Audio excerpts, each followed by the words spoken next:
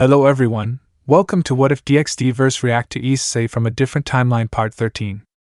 Before we start, please go support Unison Skeeth 666 for writing that awesome fanfic. Now let's begin. EP 51, Path to the Master Rank Part 2. Scene change: Skeeth house living room. The scene shows everyone just finishing eating their lunch while conversing with each other. Azazel, together with others, looking at Issei worriedly. You okay there, kid? Issei, why yeah, I don't know what came over me, but I'm okay right now, using his sleeve wiping the rest of his tears. To everyone's eyes, Issei's eyes look red from the constant crying since yesterday, and they can't help but wonder what makes him suddenly cry like that. Rias, Issei, wishing that she could go over and console him, but know that it wasn't appropriate, knowing that she already broke his heart from her immaturity back then, before thinking after seeing Issei harem console him, making him smile. Asia, Sona, everyone please take care of him, I know all of you can do it. Don't make same mistake like me and others. While Xiaticus, Venelana, Sirzech and Grayfia pat their hand on her shoulder knowing her turmoil, with Rias can't help but give them a smile of gratitude. Together with the rest of Issei, former harem members were like Rias, and hoped that he would be happy from now on. Odin, I think it is probably related to why Skeeth-san and others suddenly leave just like that. Skeeth's voice, someone talked about us. With everyone turn their head to where the sounds come from at the door to room before many gasp upon seeing their current looks, especially towards Skeeth and Corbenik. Skeeth. Corbenik. Ritsuka, whoa, that was an unexpected wardrobe change. Skeeth, well, decided to switch into Haseo third form for now, and yes, I know this form was a major change from the previous two and it makes me look like a villain, or the harbinger of death, chuckle while thinking, well, more like the terror of death. Gentru, together with some others, glanced at the scythe on display before turning back towards Skeeth. Yep, not gonna lie, that form was pretty menacing to look at. Heracles, and also badass, many people would think twice after seeing that look. Shiro, why I got a feeling that when seeing that form, there's also an idiot that still pick a fight with you. Skeeth, oh there was, you have no idea how many idiots out there trying to attack me when they see me in this form, let out a shrug before sighing in annoyance. While Shiro let out a shrug knowing that Skeeth was right. Sirzech, and seems like Corbenik-san decided to wear that container hiding that third arm, huh? While many can't help but remember when previously Corbenik always just let his third arm out, making some feel disturbed seeing it. Corbenik, chuckle, well, decided to go with Ovin's usual look for once, and I know that previous form was quite disturbing to look at. Chow chow, at least it was you Corbenik-san using that form, I don't even want to think if it was actually Ovin in that form. Jean, yup, and from what we knows, he's pretty eccentric, making many sweat drops from the reminder. Milikas, Corbenik-san, wouldn't you be hampered wearing that big container when moving around?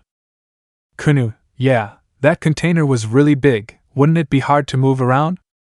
Corbenik, haha, it's okay, I'm used to it, using his free hand ruffling Milika's hair first then Kuna hair. Michael, I don't know how to say this, but San, this way you look more human with this look. Azazel, scratching his chin while looking at?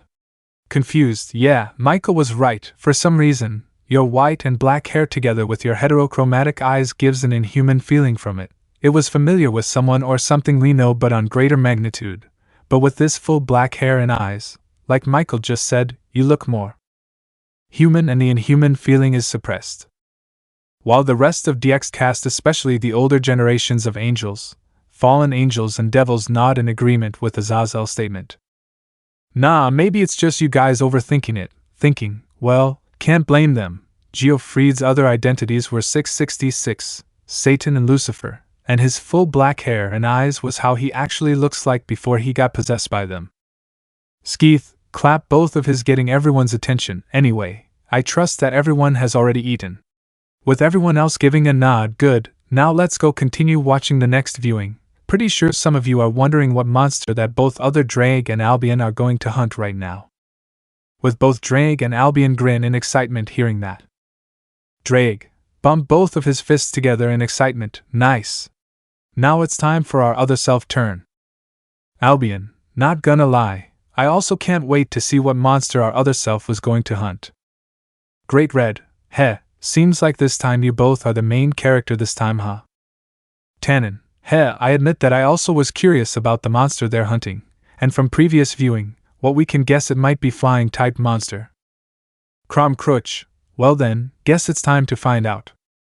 Tiamat, it is, secretly glanced at Drake before thinking while rubbing both of her thighs together, Fufu Drake-kun, I can't wait. With Drake felt a shiver in his spine before nervously looking around. Drake, nervously gulping down his own saliva before muttering to himself while still looking around, what is this sense of foreboding? I can't help but feel like I'm in danger, especially my chastity. While Skeeth and Corbenik chuckle knowing what is actually happening right now before conversing telepathically with each other. Skeeth, well, good luck Drake once you found out about her feelings to you. Yep, she's been waiting too long, prepare your hip when the time comes Drake. Corbenik, his hip would get obliterated from the aftermath, she's that pent up after all. With three of them chuckling between each other hearing that. After everyone goes towards the viewing room and takes their own seats with Great Red take the honor using the remote, starting the viewing. Screen open. With the screen still black before the voice of the narrator can be heard for the audience. Narrator, meanwhile at the same time with Drake and Albion. Scene change Misty Peaks Area 2. With the screen brightened up showing both Drake and Albion already brandishing their weapons out charging towards the monsters that already noticed both of them, and charging towards them while roaring. Great Red, OHSHIT. It's the bucking bagel. Drake, no, not that thing. Albion out of all thing they hunt that? Fafnir, stay away from my treasure. Crom Crutch, I fear nothing but that thing, it scares me. Tannen, can't blame you my friend, I don't think I want to encounter that thing in a random alley, it's not worth it. Ether, can't blame them for reacting like that, that thing was annoying for sure, it loves to ruin your day, I twitching from irritation. With both Drake and Albion noticed that while Betelgeuse was charging to them, its scales thrown all over the place making them avoid the scales while attacking Betelgeuse. Drake, Albion, got it?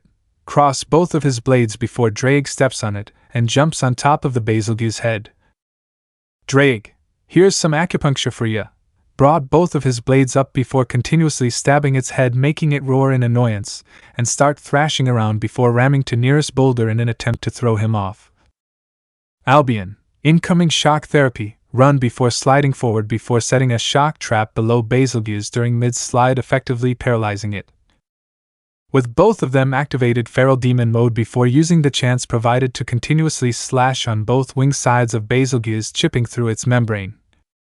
Drake, do it other me, teach that thing some lesson. Albion, let it regret crossing us. Issei, those two are really excited, huh? Vala, let out a shrug, can't blame them, it was their time to shine like the main character themselves in this viewing. Issei, that sounds legit. With the Betelgeuse already had enough and broke free from the trap and flying upward while continue expelling its scales on the ground that immediately explodes on contact making both Drake and Albion running around trying to evade the scales. Albion, oh for buck's sake, this thing is bullshit. Drake, how many scales does it have? While both of them are still frustrated evading the scales, they don't realize they are guided to a spot that's seemingly littered with tons of scales.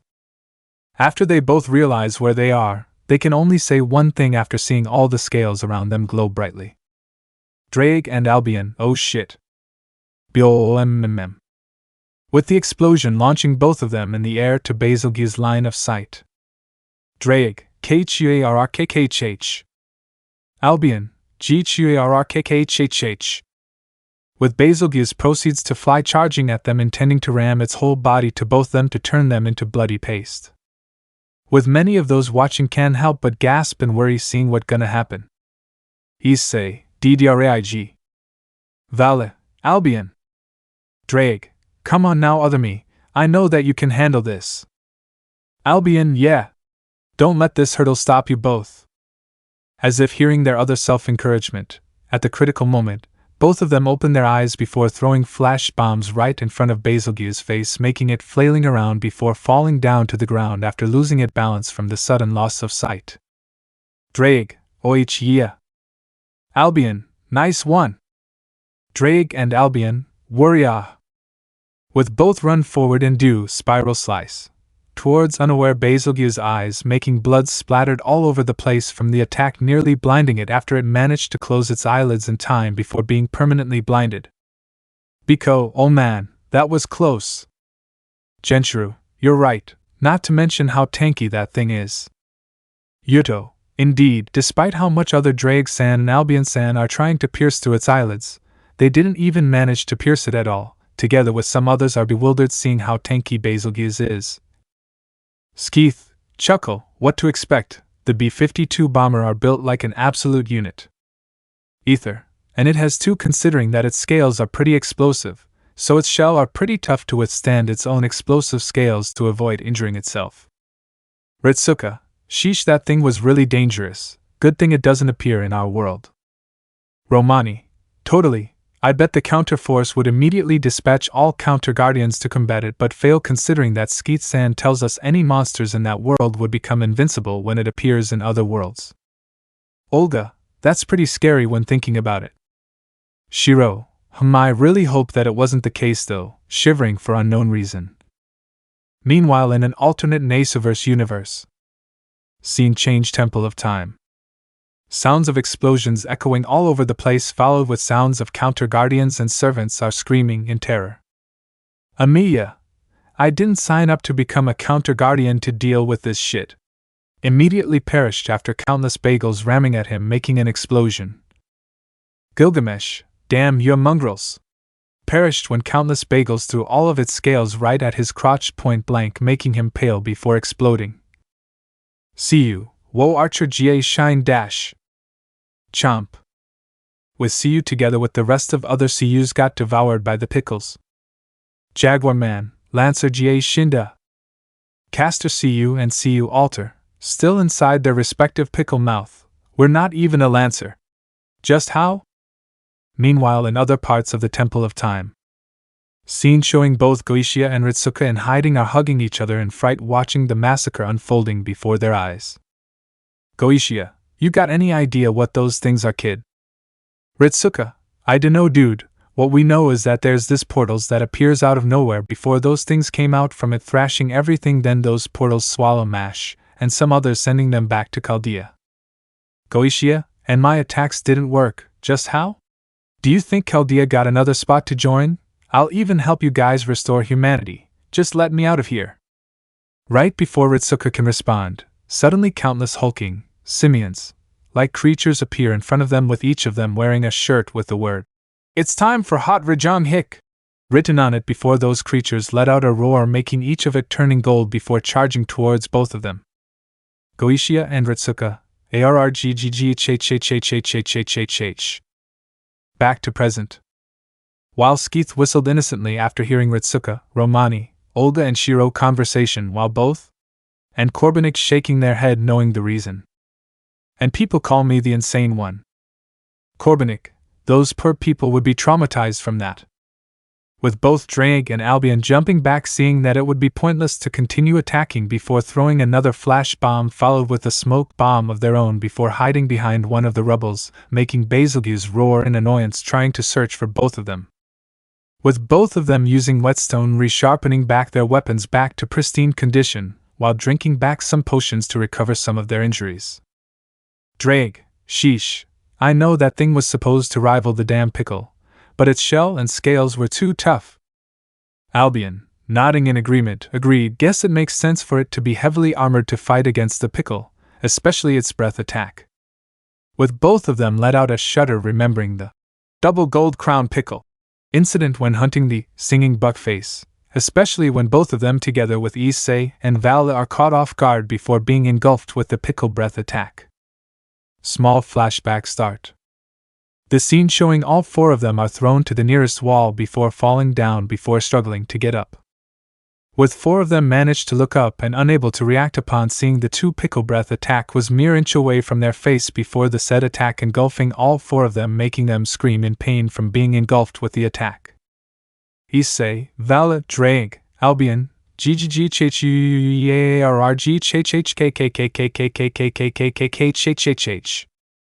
with their armor are nearly destroyed during the process. Small flashback end. With those watching can't help but shiver upon hearing the bone-chilling scream of pain. Issei, BRR guess seeing is believing, no wonder our other self is using those bombs to immediately escape from attack previously. Vali, yeah, I know that our other self was stronger than us, even though it was in another world where they were massively restricted, but this the first time I heard them screaming in pain like that. Drag, yeah, I don't think that I ever screamed in pain like that before. Albion, totally, not even when we both are being chopped into pieces during the Great War back then before being sealed could make us scream like that. Tiamat, Drag-kun, look worried after seeing other Drag screaming like that. Great Red, scratch that, my hides and scales would totally be screwed if being hit with that attack, it was too damn corrosive. Ophis, I noticed that Issei and Drag, especially Drag, received more damage than Vali and Albion, why? With everyone turning towards Skeeth for answers. Skeeth, well, the armor that they both used has lower resistance towards dragon element-based attacks, especially Rat Halo's armor other Drag was using, seeing that it has negative resistance towards dragon element. So all of you get the gist, right? With everyone nodding and understanding. Tannen, guess it can't be helped, no one can expect what will happen during a hunt. Crom Crutch, and now we can understand why 4 of them display such amount of hate towards the bird they're hunting in the previous viewing. Sirzech, yeah, who wouldn't when the thing you're hunting summons something that nearly kills you? While Issei, Vali, Drag and Albion twitch a bit in their seat remembering this singing buck face, feeling hate towards it like their other self. Drag, anyways, you ready? Albion, of course I. With Albion being interrupted mid-speech upon noticing that one of the scales fall between them, making both of them widening their eyes in shock before jumping away right before it explodes. Azazel, whistle, phew, that was close. Drag, not cool man, not cool. Albion, wouldn't it kill you to not interrupt someone mid-speech, will ya? With the Betelgeuse's only response was roaring towards them before charging forward them, with both of them also do the same after drinking another mega juice. Narrator, round 2. Fight. Sounds of munching popcorn. With most of those watching can't help sweat drops upon hearing the munching sounds.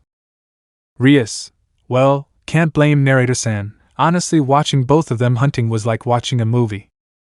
Zenobia, it is, munching her own popcorns, and honestly we can learn more from watching this hunt. Irina, like Zenobia-chan said, we can apply what we learned from here when dealing with stray devils in the future. Griselda, good reasoning for you both. Who knows if we would fight something similar in the future, so it's better to be prepared, nodding satisfied. While in mid-charge both of them noticed that latent power, skill finally activated before using Feral Demon mode, and jumped forward and doing a spinning blade dance from the top of Betelgeuse's head till the end of its tail, making it roaring in pain. Drag, alright, it connects. Let's go Albion. Albion, say no more.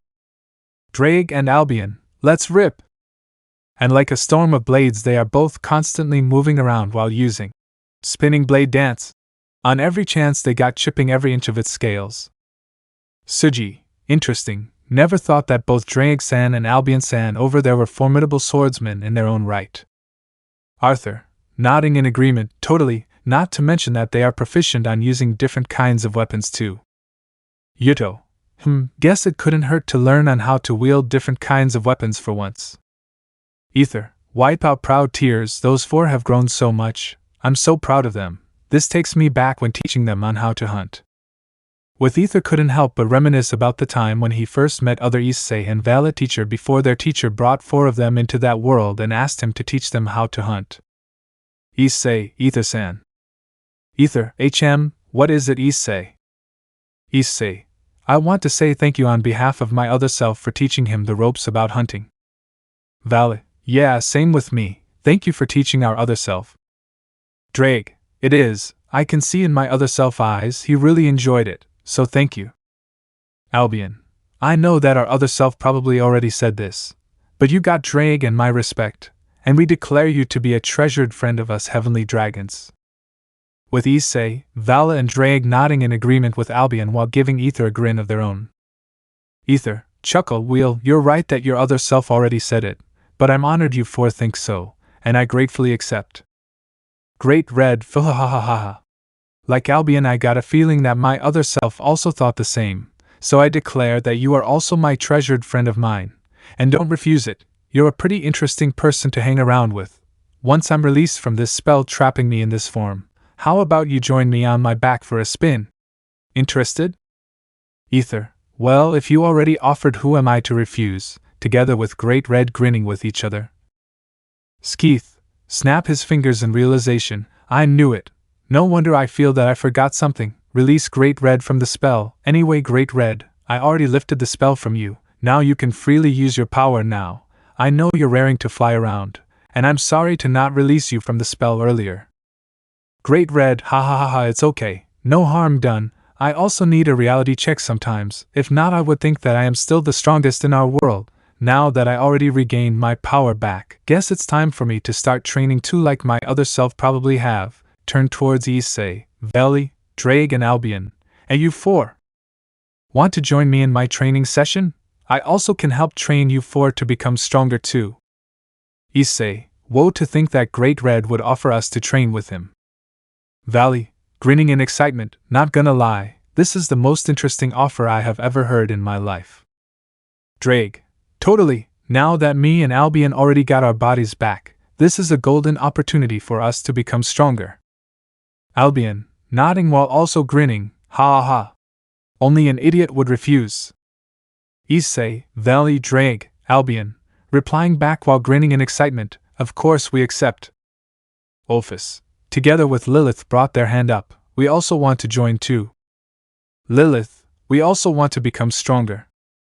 Great Red, ha, the more the merrier. While the rest of DX cast are stunned from seeing what just happened. Azazel, hot damn. Never thought I would ever see this scene in my life. Odin, caressing his beard, indeed, what an unexpected development. Sirzech, but not unwelcome, now I wonder how strong they would become in the future. Michael, chuckle, guess since being brought here we can learn new things every day. Meanwhile with Ritsuka and company. Ritsuka, they sure are an interesting bunch, huh? Romani, indeed, compared to dragons in our world, they are more fun to hang around with. Shiro, guess it proves Skeeth's standpoint that our world is that messed up, huh? While the others can't help but wince hearing that. Olga, as much as I hate to agree, but you're right, Shiro-san, for supernatural beings, they are more human than those in the Clock Tower and Mage Association. Peter, yeah, their world is honestly more peaceful than ours.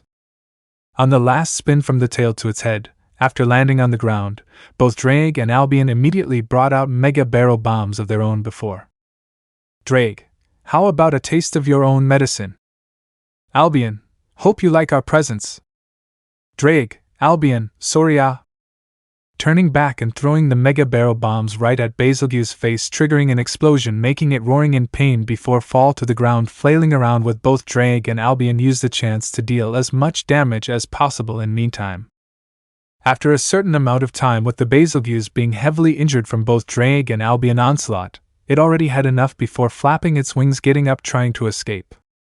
Drake, oh no you don't. Albion, like we'll let you escape that easily.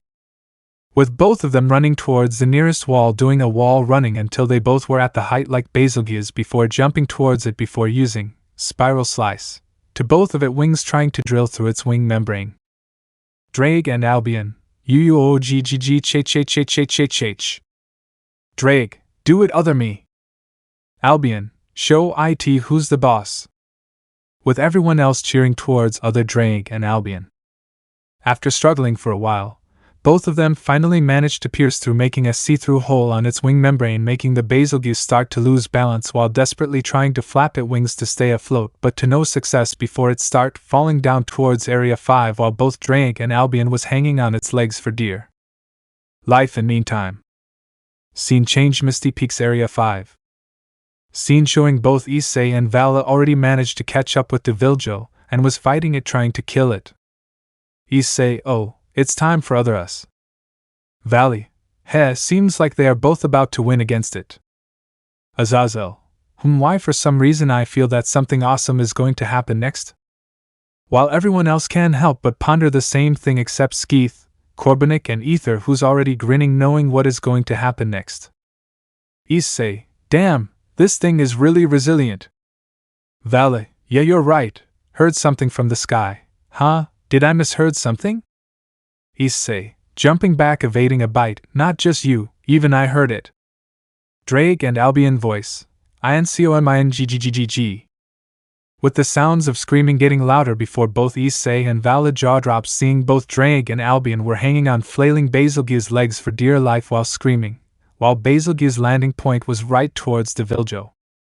Drake and Albion, GUISS. Catch USSS. With both Drake and Albion jumping from Basilge's legs towards Issei and Vala, with both of them catch both of them in their arms right before Basilge's hit Deviljo, making a large explosion right after Basilge's hit Deviljo, sending Issei, Vali, Drake and Albion tumbling back from the shockwave of the explosions. Screen close. With everyone else except Skeeth, Corbenik and Ether jaw drops upon seeing what just happened before the silence are broken by overexcited Issei. Issei, holy shit, that was awesome. Gentru, coincidence or not, it was awesome. Cookie, that is one of the most epic shit I ever seen in my life. Biko, agreed. Double K.O at its finest. After everyone finally calms down before Skeeth starts talking. Skeeth, so how was it? Was it enjoyable? Drake, ha. Enjoyable is an understatement, it was epic.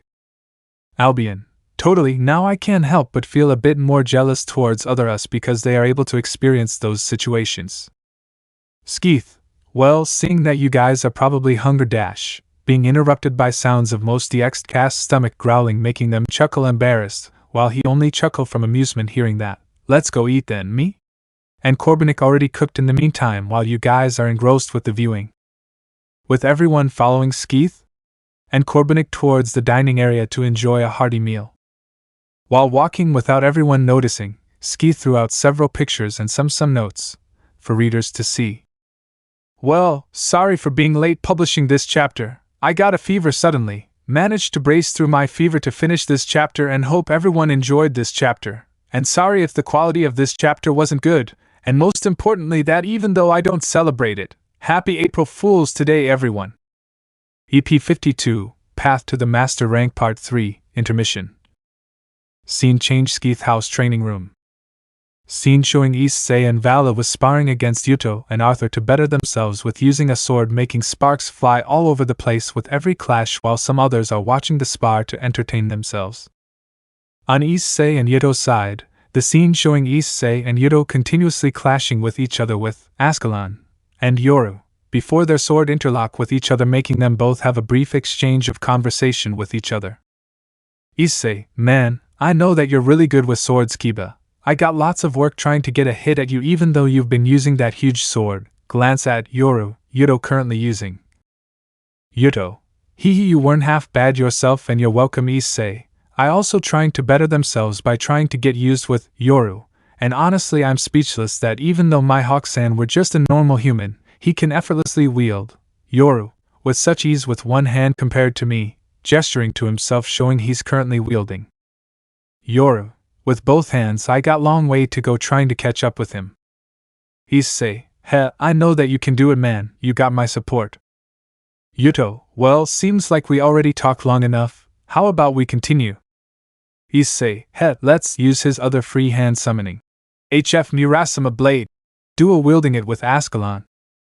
With both of them jump back before starting to clash again. While with Vala and Arthur's side showing Vala dual wielding his wing blades against Arthur, Caliban, with Vala was relentless with his wing blades putting Arthur on defensive with him parrying every strikes. With the spectacle lasting for a while before Arthur managed to find an opening and putting Caliban between the path of the attack, locking Vala wing blades in place, making Vala struggle to pull his blades out but to no success. Vala, well, seems like I got a long way to go, huh? Arthur, well, don't sell yourself short, you already improved yourself tremendously with using swords, can't believe it myself that you barely know much about wielding swords back then. Vala let out a smirk, well, I'm a somewhat fast learner myself and you know it. Arthur, chuckle, touché, shall we continue then? Vala, I thought you don't want to ask. With Vala dispel his wing blades on his hands before summoning a new set before both of them start clashing again. While with those that are watching the spar. Le Fay, brother looks like he's having fun, doesn't he?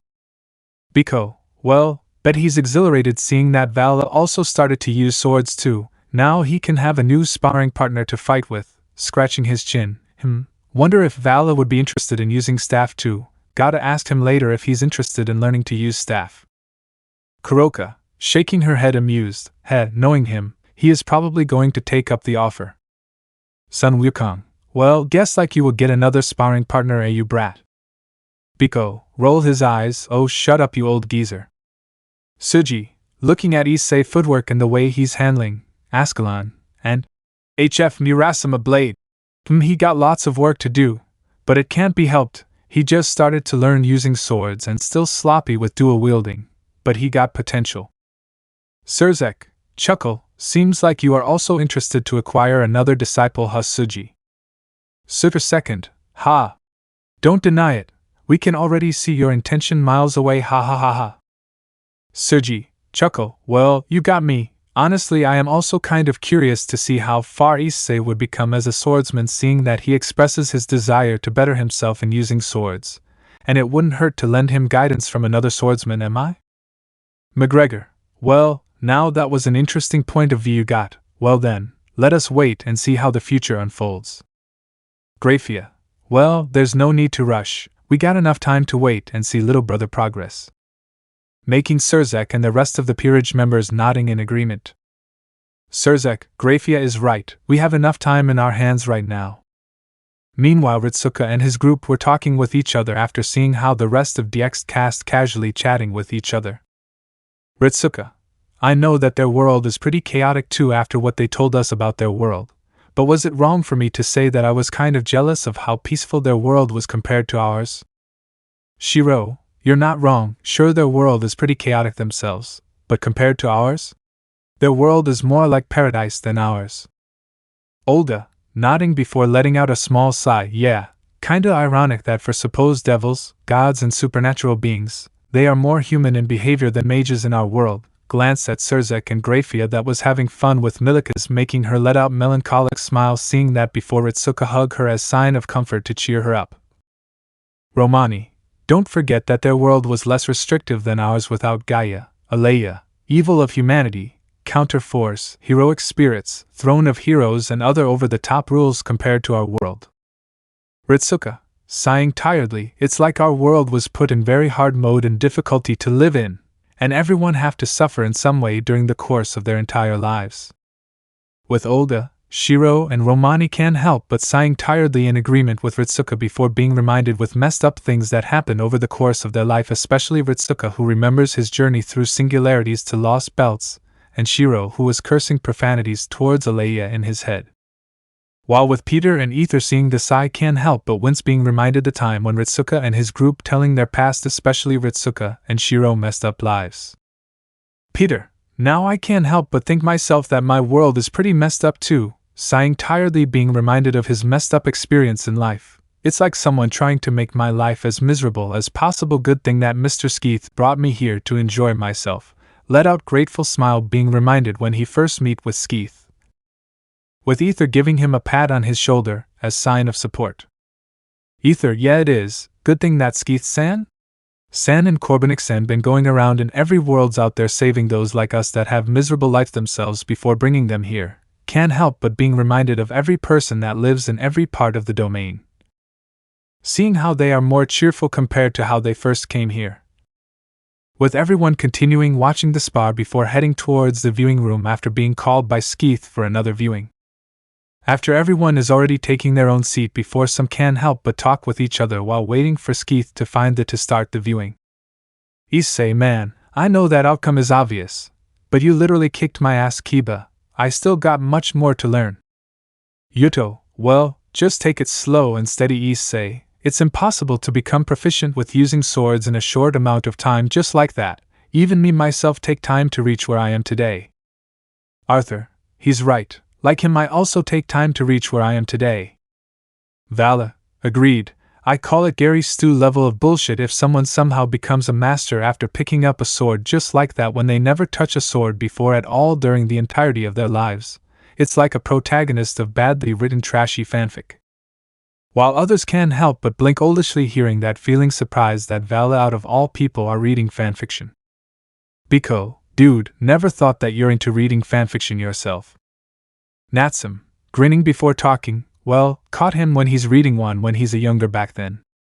Lavinia, giggle while covering her mouth. Fufu, Viekuin was totally immersed reading one, he didn't even realize that I was right beside him before he finished reading it.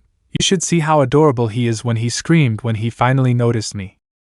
While Tobio, Shigyun and Cookie also nodded before sporting a grin of their own while Vala turned his head aside hiding his faint blush from the embarrassment. Albion, seems like the cat out of the bag at Vala? Vala, oh shut up. Issei, damn that was really surprising, guess we learn new things every day, huh? Vala, rolled his eyes annoyed seeing others' surprised faces. Oh come on, sure I'm a battle maniac myself, but I'm not that simple-minded myself to not be able to enjoy life myself. Albion, he's right, everyone has their own things they enjoy, like me, Drake and Senior Big G with dancing.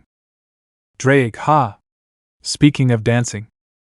With both Drake and Albion put their hand on Issei and Vala's shoulder, gripping it tightly, making both of them wince while giving them a disturbing grin of their own, making both of them shivering in terror knowing that they are doomed before Great Red continues speaking from where Drake left at. Great Red, are you both ready for the next dance session, my dear hatchlings? And with a slasher grin of his own. Issei and Vala, buck my life. Skeeth, well then, finally found the remote. How the hell it stuck inside my couch I never knows, making others sweat drops hearing that. Well then, here goes. With Skeeth point the remote at the screen starting the viewing. Screen open. Scene change, Haida house kitchen area. Scene showing Asia and Rainer just finished cooking some food before packing all of it into several bentos. Rainer, alright, now we just need to bring it to Ophis-chan. Rainer, Ophis-chan, nervously glancing at Ophis hoping that she wasn't offended hearing that. Ophis, it's alright, I don't mind, call me however you want, honestly I like it. With Rainer brightened up hearing that while others chuckle seeing that. Asia, seems like Ophis-chan really loves her new home, since Issei-san and Vala-san make one inside the diorama. Issei-ua, seems like other us managed to create other Ophis new home. Valley, HM, to be honest I am kinda curious what other Ophis new home would look like. Ophis, me too, I wonder what it would look like too. While others nodding in agreement also wondering the same thing.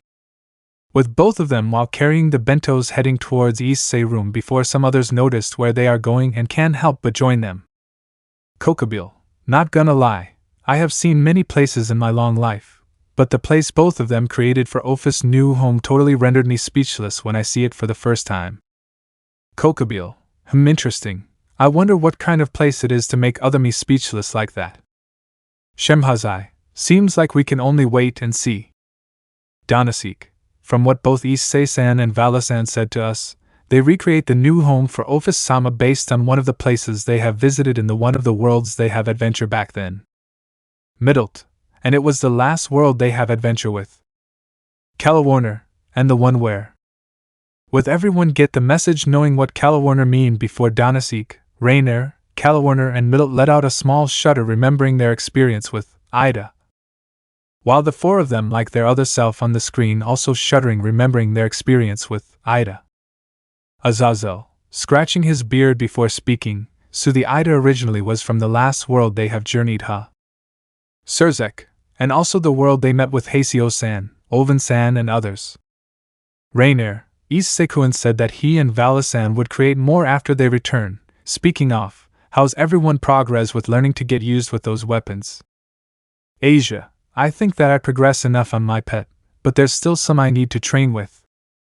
Kokabeel, well, just take it slow, no need to rush yourself, patting her head before ruffling her hair, making her pout seeing that her hair is messed up from the ruffling.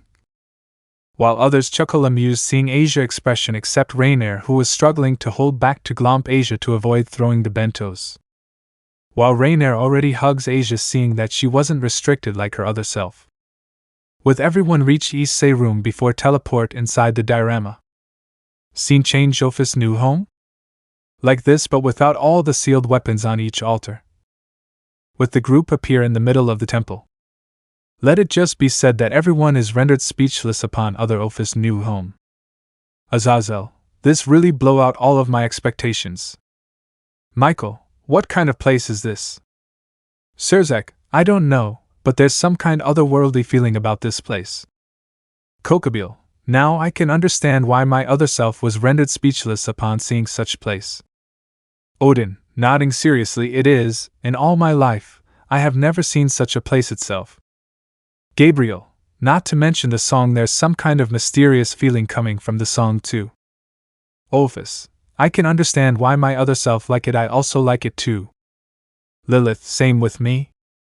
Great Red, now I can understand why the chibi, with Ophis eyebrows twitched hearing that, like this place, hell, it even feels more empty than the dimensional gap. Drake, agreed, aside from what I guess to be temple they are currently at, it really feels empty. Albion, Drake is right, no wonder both other Vala and your host choose this place to be other Ophis' new home. Issei, it is, but there's an ominous feeling surrounding that place too, but both in a good and bad way. I don't know how to describe it, it's kinda confusing how to describe it myself. Vali, not just you, even I feel the same. With others also nodding in agreement, feeling the same thing too. Ether, I travel to many worlds, but this place really feels mysterious to me, heck, it is easily in the top 10. Peter, it is just me, but there's something off about that big hole? Ritsuka, not just you, for some reason I feel that hole contains.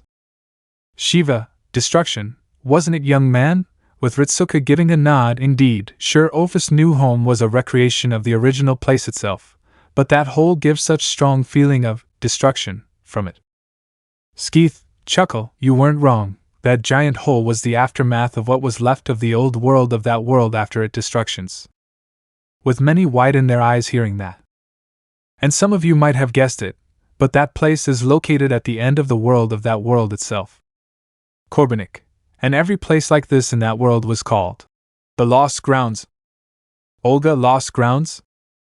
Romani, I'm not gonna lie, the name, Lost Grounds, fit with such place for some reason, thinking to himself, and for some reason, this place gives similar feelings like my own. Temple of Time. Shiro, so what kind of place is this Lost Ground? Skeeth, if I tried to explain it, it would take a long time. To be easier to understand, just think that all these lost grounds exist between space and time in that world, and everyone knows that the Big Bang reset and recreate the universe, right? Rias, yeah, it was, but what the connection between all these lost grounds with the Big Bang theory, Skeeth-san? Skeeth, you could say that all these lost grounds survived the supposed Big Bang itself. With many widen their eyes in shock hearing that. Some of these lost grounds was originally from the first incarnation of that world itself and survived the reset, albeit some of it undergoes some changes, while some are formed or found during the creation of the second incarnation of that universe. Corbenik, Oven and Haseo live in the second incarnation of that world, while Kite, Bamung and Orca came from the first incarnation of that world. Ajuka, I see, now I can see why such a place is called Lost Grounds. Peter, so what is the name of this lost ground? Skeeth, Theta Hidden Forbidden Sacrament, the Great Temple of Kurlian Med. Sona, adjusting her glasses, I can see why this lost ground are called with such name, it totally fits with it. Shiro, a moment, Skeeth-san, I got a question. Skeeth, ho, what is it then? Shiro, maybe it's just me, but for some reason I feel that each of the altars are supposed to contain something. with others blinking their eyes hearing that. Romani, now that he mentioned it, I also feel the same thing too. With Skeeth give a grin before speaking. Skeeth, well you're right, each of those altars are supposed to contain sealed weapons that, with his grin grow bigger making some uneasy seeing that before he say the next part, contain part of the powers of the beings that destroyed the old world itself. With many eyes wide in horror hearing that. Issei, gulping down saliva, now I can understand why my other self doesn't include adding all those weapons when creating other Ophis' new home, even if the replica of the weapons they would made doesn't have any power like the original weapons. Vali, guess that they both know that if someone accidentally sees those weapons and stupidly decides to recreate it with its supposed power, it will bring nothing but chaos. Sirzech, totally, containing a small part or not, it's better that no one knows about it. Some things are better to be left unknown, or it might bring attention of someone or something dangerous. With many nodding in agreement with Sirzech's words. Well, I think we already conversing long enough, should we continue the viewing then? Vishnu, indeed we should, with others nodding in agreement with him. Corbenik, well, how about some refreshments first, point to the counter at the side of the room that have drinks and snacks on top of it. With everyone else going towards the counter to get some drinks and food to enjoy while watching the viewing. Skeeth, sending telepathic message to Shiro, Ritsuka, Olga and Romani, as all of you already guessed, each of those sealed weapons easily at a rank even in their sealed state, if unsealed, EX rank, making each of them widen their eyes hearing that. Shiro, that sounds plausible, considering that each of those weapons contain the power of each of those beings. Ritsuka, I might regret asking, but how powerful are those beings? Skeeth, each one is easily as dangerous as a fully awakened beast, at least if left alone. Olga, if I may ask, there's around 8 altars, could it be that there's 8 of those beings? Skeeth, yep, not counting some other beings that were on par with each of those beings. Romani, well shit. Skeeth, shit indeed Solomon, anyway, let's continue watching the viewing. We already talked long enough. With 4 of them giving a nod before joining the others watching the viewing. With the group looking around searching for Ophis before they noticed that Ophis was one of the floating rocks enjoying the scenery, while humming to herself following the melodies of the place.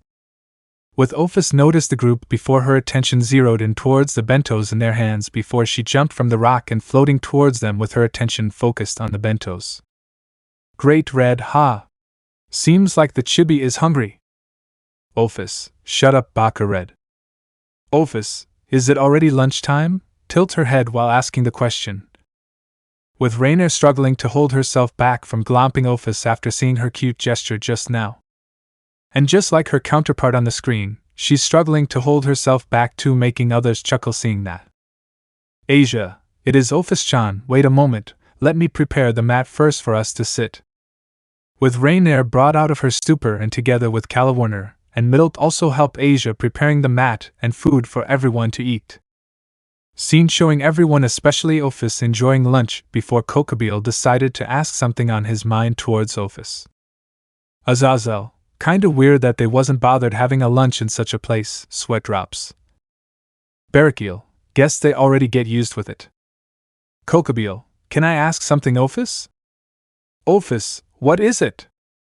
Kokobeel, I know that you wish for silence. But why you let the melodies surrounding this place turn on? Sure, you can wish for the melodies to be turned off instead of letting it turn on right now. Ophis, sure I could, but for some reason if I turned off the melody this place doesn't feel complete, and I don't feel bothered with the melody itself. Honestly, I loved hearing the melodies myself. It feels calming and brings sense of silence to this place. Ophis, I agree with my other self, the melodies feels calming. Lilith, me too. Donasik, I can understand your point, these melodies are pretty calming itself, with others giving a nod in agreement. With everyone continue eating before noticing Ravel, who appears from the portal carrying several cake boxes on both of her hands. Ravel, sorry I'm late everyone, got some matters to handle in the underworld. Asia, it's okay Ravel-chan, come join us, patting the spot beside her. With Ravel joining the group before bringing out cake and desserts for everyone to enjoy. Ophis, cakes dessert, drooling after seeing the assortment of cakes and desserts in front of her, Ravel, together with some others, chuckles seeing Ophis' face. Go on, Ophis-chan, I hope you liked it. With Ophis with swift movement taking each pieces or slice of cakes before stuffing all of them in her mouth. With everyone continuing enjoying the lunch while chatting with each other, and unknown to them, they are unaware of someone are currently watching them. With the screen zeroed in towards a considerable far distance, showing a figure dressed in tattered orange clothes with his gaze focused on towards Ophis. With the DXD cast gasp in shock recognizing who it was. Azazel, why that guy was there? Issei, and more importantly why was he looking at Ophis like that, hugging scared Ophis protectively in his arms? Ophis, did he want something from me? Sirzech, looking seriously towards the screen, albeit there's a trace of sweat on his temple showing his nervousness. I don't know what he wanted from you, Ophis-sama, but how he managed to get inside the diorama at all. Michael, Sirzech Gano is right, how he did get in without anyone noticing it at all. Skeeth, well, you guys know that Azure Kite can go to your world anytime he want, right? With DXD cast give a nod, so a mere defensive measures of the diorama was nothing to him. Vali, I know it might be futile to ask knowing the answer, but what is his intention towards Ophis? Skeeth, give a grin before responding, who knows, besides no spoilers, just wait and see. With DXD cast give a defeated sigh hearing that. Penemu, for now we can only hope that it wasn't nothing serious, and he doesn't have any intention to harm Ophis-sama. Griselda, yeah, for now let us hope for the best. Meanwhile was Shiro, who was in deep thought after seeing Azure Kite. Shiro, I don't know why, but he give the same vibe like. Romani, a counter guardian wasn't it? Was Shiro giving a nod. Well, you both are right, the way Azure Kite and the rest of Azure Knights operate in the same way, similar like counter guardian, where they observe the world and destroy anything that would bring harm to the world, but they have free will to do anything they want, and the best part. They have better boss. And she was kind to her subordinates compared to Alea, who's a hitch and a hick. Olga, I would say language, but you're right? San let out a sigh knowing he was right. Shiro, you know what, I should apply to become one of the Azure Knights instead of Counter Guardian myself, shaking his head amused for thinking that. With Ritsuka, Olga and Romani eyes blinking hearing that before they imagine a pale zombified version of Shiro/Imaiwai with tattered clothes and stitches over his body. Ritsuka, not gonna lie, Azure Knight Shiro or Azure Knight Imaiwai sounds cool, truth to be honest, compared to Counter Guardian Imaiwai. Romani, or shortened form, Azure Shiro or Azure Imaiwai are pretty cool too. With Shiro after hearing can't help but agree that those names sound pretty cool though. Corbenik chuckled before joining the conversation. Well, how about we continue the viewing then? With four of them let out a shrug before joining others watching the viewing. Scene change Misty Peaks Area 5. Scene all four of brushes off the dirt and dust around their bodies before looking back at the aftermath of what happened earlier. Issei, damn, never expected that both you and Albion would come straight from the skies with the bagel just like that. Let out small whistle seeing how both the Basilgeuse and Deviljo was still burning in flames from the earlier incident. Drake, bah. It was trying to escape earlier, so both me and Albion put all we got trying to put the bagel down so it won't disturb us later. Albion, totally, you could say that adrenaline does wonders on our part. When we realize it, we are both already in the air with the bagel before latches on its leg hanging for our dear life. Sure, we could survive by using leftover bombs on our hands as another way of landing, but better save the supplies for the last one we need to hunt. Vala let out a shrug. Well, Albion got the point. The last one we need to hunt is already dangerous enough on high rank, let alone master rank, so I propose that we eat some food first to recover lost fatigue. With others give a nod before each one takes a seat before bringing out barbecue spit of their own and start grilling some fish, meat, or mushrooms. Vala, all right. Managed to cook gourmet steak. Bucking finally. Drake, freaking hell? How you managed to do that? I only managed to cook well-done steak or rare steak only. Albion, same with me. Just how? While both Drake and Albion are looking back and forth between their well-done steak and gourmet steak in Vala hand in wonder. Issei let out a smirk. Finally managed to cook gourmet fish. You three, I got some more, want it? There's also some shrooms I already grilled. With others three drooling upon seeing the gourmet fishes in Issei hands before nodding. Scene showing the four of them was enjoying themselves with a hearty before going to hunt the last monster. While many of those in the audience can't help but drool after smelling the magnificent aroma of the steak before their stomachs growling loudly making them blush embarrassed. Issei, oh man, the feature that makes us feel like we were there totally rocks. I can even smell the aroma. Skeeth, chuckle amused, well, this would be a rare occasion, but I guess that all of you would like to taste how the food those four were eating was like, wasn't it? Dulio, see, could it be that we got a chance to taste those foods too? Yep, all of you can for sure, it wouldn't hurt to have small meal in meantime. Corbenik, let me prepare some tables first.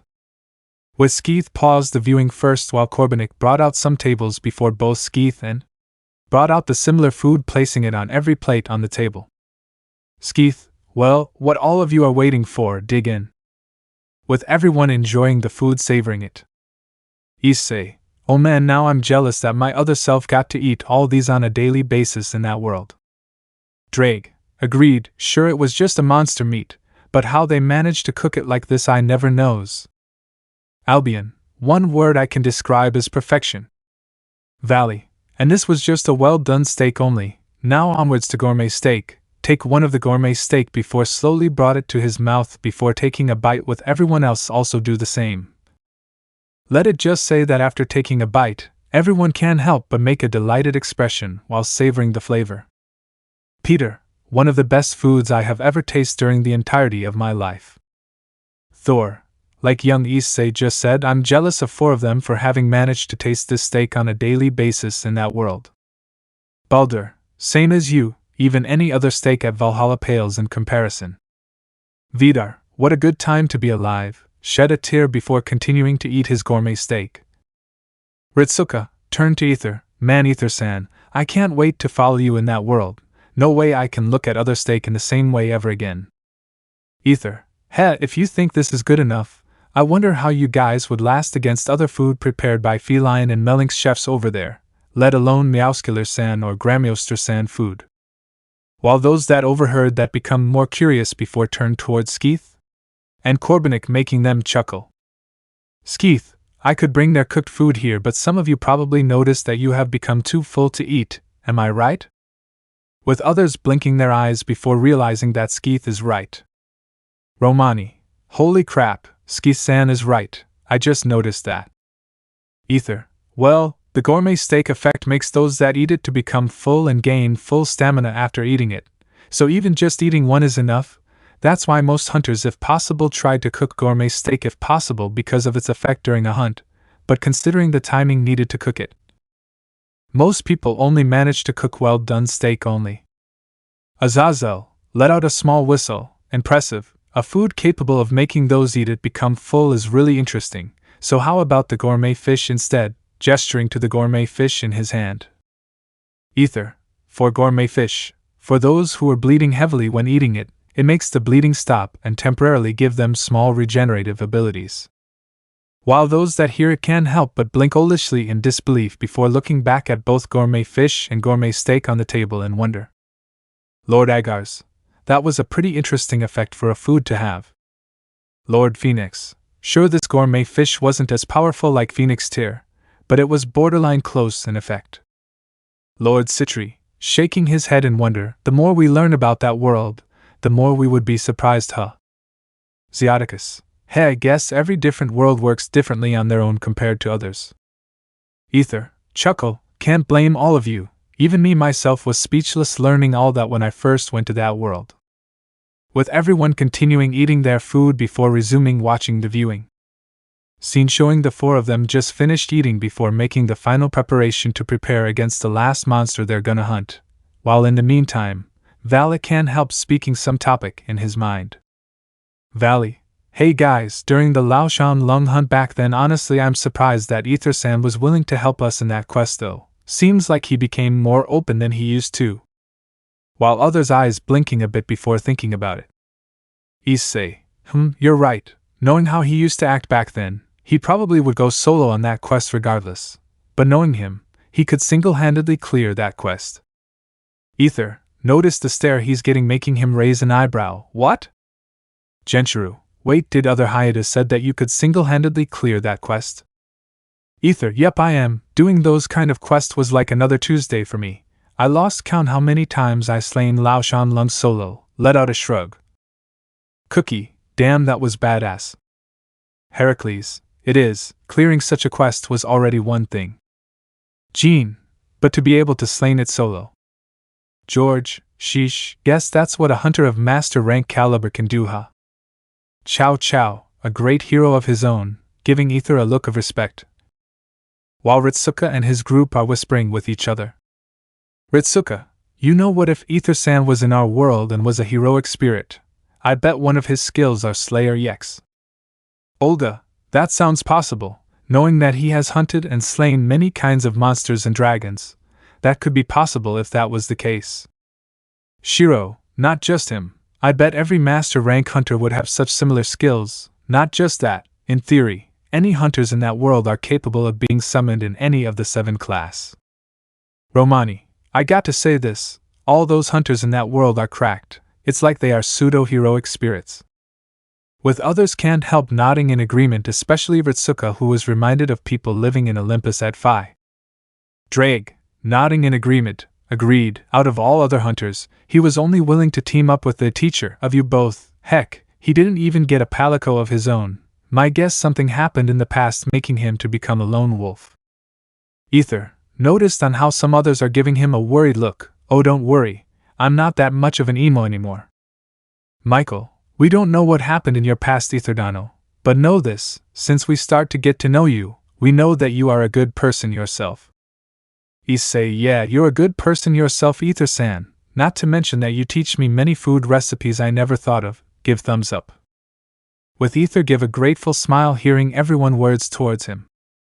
Albion, guess getting a harem that finally managed to break the shell around his heart makes him more open, eh? With others give a smirk hearing that. With Ether can't help but shake his head amused by hearing that, but if looked closely, there's a tint of red in his cheek. Issei, well, without Ether-san, Maria-san and others, even with our palicos, hate to admit that we could at least only repel it. Vale, yep, that thing was tanky as buck. Drake, anyway, enough talk, let's go. Albion, Drake is right, we waste enough time already. With everyone giving a nod to each other before heading out to their next destination. Unknown POV. While unknown to 4 of them, they didn't notice a shadowy figure of a monster that was hidden among the trees, stalking/watching them the whole time. Unknown monster let out a small growl while flapping its wings, letting out black hair and pollen-like scales around it, making a black mist around it. With those that don't know what monster it was can't help but be alert, especially with their instinct telling them that it was highly dangerous if left alone. Issei, what kind of monster is that? Protectively hugging shivering Asia, Ophis, Lilith and Kunu in his arms. Ether, oh, just one bucking intelligent as hell of a monster that you don't want to face if you are unprepared. Skeeth, and if you do so you're totally and absolutely. Corbenik bucked. Valley, narrowing his eyes and can't help but sweating a bit, not gonna lie, that monster it's dangerous, shaking his head before speaking, nah scratch that, it was beyond dangerous. Drake, yeah, my instinct is telling me not to fight that thing, especially head-on, or I'll suffer heavily. Albion, yeah, our instinct is telling us that it was suicidal to do so. Great Red, I have a feeling that it is even capable of outmatching even Trihexa in destruction if it suddenly appears in our world. Sirzech, together with some others, turned towards Skeeth, Corbenik and Ether, hoping that they will tell them what kind of monster it was. Could you please tell us what kind of monster is that? Skeeth, maybe later after we finish this viewing, but only for general knowledge cause. Ether, no spoilers, let out a cheeky grin after saying that. With others can't help but deadpanned hearing the response.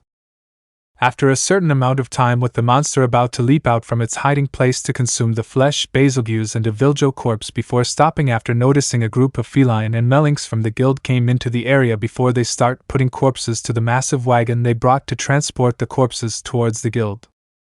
Azazel, damn, look how experienced those cats are. Odin, sure they're small, but each of them balance their works to do. Gabriel, but I'm worried for them, that monster is still there in hiding. With some grimacing, hoping that nothing happens to those cats. Skeeth, oh don't worry, they'll be safe. While the cats are doing their work, they turn to the voice calling them, seeing the hunters that were escorting them for the transport joining them in the area. Ether, oh, so it was those for escorting them. Don't worry everyone, those cats will be in a good hand, give everyone reassured grin. Peter, I take it that you know them, Mr. Ether? Ether, oh I know them all right, they are pretty skilled hunters themselves, teamed up with them on several occasions back then. Yasaka, phew, I'm glad to hear that. Shiki, oh aye. How's IT going everyone? Waving his hand excitedly to the guild cats. Irie, slapped the back of his head, do you have to shout loudly like that, you idiot? Sakuya, now, calm down Irie-chan, Shiki-kun was being excited after all. Kowloon, humph, once a meathead, always a meathead. Shiki, I twitches, huh? What you say, you punk? Want to pick a fight, huh? With both of them start butting their heads while glaring with each other. Kowloon, did you just call me punk, you meathead? Shiki, you're punk, you know, punk. While the cats, Irie and Sakuya, can't help facepalm seeing both Shiki bickering with each other as usual. Irie, both are idiots. Ether, chuckle amused while shaking his head, always like usual, huh? Sirzech, those two surely reminded us towards two people, huh? Azazel, chuckle, oh I know what you mean. With everyone glance at Issei and Vala, making both of them confused. Issei and Vala, what? Odin, oh nothing you brats. With two of them bickering for a while before stop and turned towards out where the monster was hiding, but shrugged upon sensing nothing. Irie, what's wrong you two? Shiki, nothing, I thought I just heard something, give an occasional glance to where he previously looked at just to make sure. Kowloon, I feel that something was there, but maybe it was just our imagination only. Ether, in deep thoughts, thinking to himself, how strange for it to not strike yet, considering how aggressive it was. Maybe it was just born or close to molting. Sakuya, well, better for us to be alert for now, they're about to finish putting Betelgeuse and Deviljo corpse on the wagon. Shiki, but oh man, I really wanted to join Ether-san's students with their hunt, with his shoulders slumped down a bit while saying that. Irie, oh hush you, this is their promotional quest to master rank, there's many opportunities to go hunt with them in the future. Shiki, brighten up, well if you say so. Ritsuka, he reminds me of Natsu-san. Ether, eyes blinking olishly hearing that, when you put it that way, you're right, I can't believe I just noticed it now. While others can't help but notice Shiki and Natsu's similarity in personalities. After the group finally leaves and for quite some time later, the monster came out from its hiding place towards where Betelgeuse and Deviljo corpse previously at before it used one of its wing arms, slamming down the ground in frustration for losing its meal, making a large crack on the ground before it jumped and flew away from the area while roaring. Several moments later, after the monster leaves the area, the cracked ground it was previously at started shaking before collapsing down, making a large hole on the ground. Screen close. Issei, damn, the roar gives me chills. Genshiro, agreed, don't forget how creepy it was. Sirzech, now for our answers. With everyone turned towards Skeeth, Corbenik, only to notice that the three of them are nowhere to be seen except there's a note where Skeeth previously sitting at. With Sirzech, go and take the note before reading it aloud for everyone to hear. Oh, sorry for ditching you all, knowing that all of you probably wanted the answer, sadly me together with. And Corbenik has some matters to handle, just ask Ether instead for answers, and remember Ether, don't spoil them with the information too much. P.S. Honestly, I'm too lazy to explain actually, even though it was a small piece of information, same? And Corbenik. With Ether can't help but facepalm hearing that, while others can't help but sweat drops instead. Ether, oh well, I won't tell you that monster name, but it was highly dangerous because that monster is the one that spreads the frenzy virus. The best part? It was still a juvenile, and it didn't grow into an adult yet. With Ether casually leaves the room with his hands still in his pockets, while everyone's still in stunned silence from hearing the information. Great Red, well shit. Scene change, unknown location. Scene showing Skeeth? And Corbenik came from the portal before Skeeth started speaking. Skeeth, first I'm sorry for the late update, or was it? 'Cause it was just around 2 weeks since I posted the previous chapter, or whatever. More importantly, I wish that everyone enjoyed this chapter and take care of their health. So ciao, jump back inside the portal. I didn't even manage to talk yet, jump back inside the portal to chase Skeeth. Corbenik, looking at his note in his hand, sheesh, and I already prepared my speech, oh well, casually walk back inside the portal that closes down after he walked inside. After a moment the portal opened again before several pictures with notes on it came out from the portal that closed again after the last picture. EP 53, Path to the Master Rank Part 4. Scene change, Devil Artemis Universe. Scene showing everyone currently having a pizza party before Shalot starts the conversation. Shalot, hey guys, have any of you seen Zarbin? With everyone stop what they are doing before Cell replies back. Cell, no I don't, now that you mention it, he is strangely not around lately these days. Turn to Kermit, any ideas where he is Kermit? Kermit shrugs before replying back, dunno where he is, but I noticed that he's getting chummy with Deadpool lately, maybe he's hanging out with him, remembered something, that's right, I remembered that this morning he said he currently on vacation at Deadpool home world. With Cell and Shalot looking back and forth between them and Kermit. Shalot, wait a minute, did something happen after we throw Deadpool to Zarbin as bait when he is on rampage back then? Cell, I don't, but I pity those poor saps that would become Zarbin's soon-to-be victims. Kermit, who cares, they probably deserve it.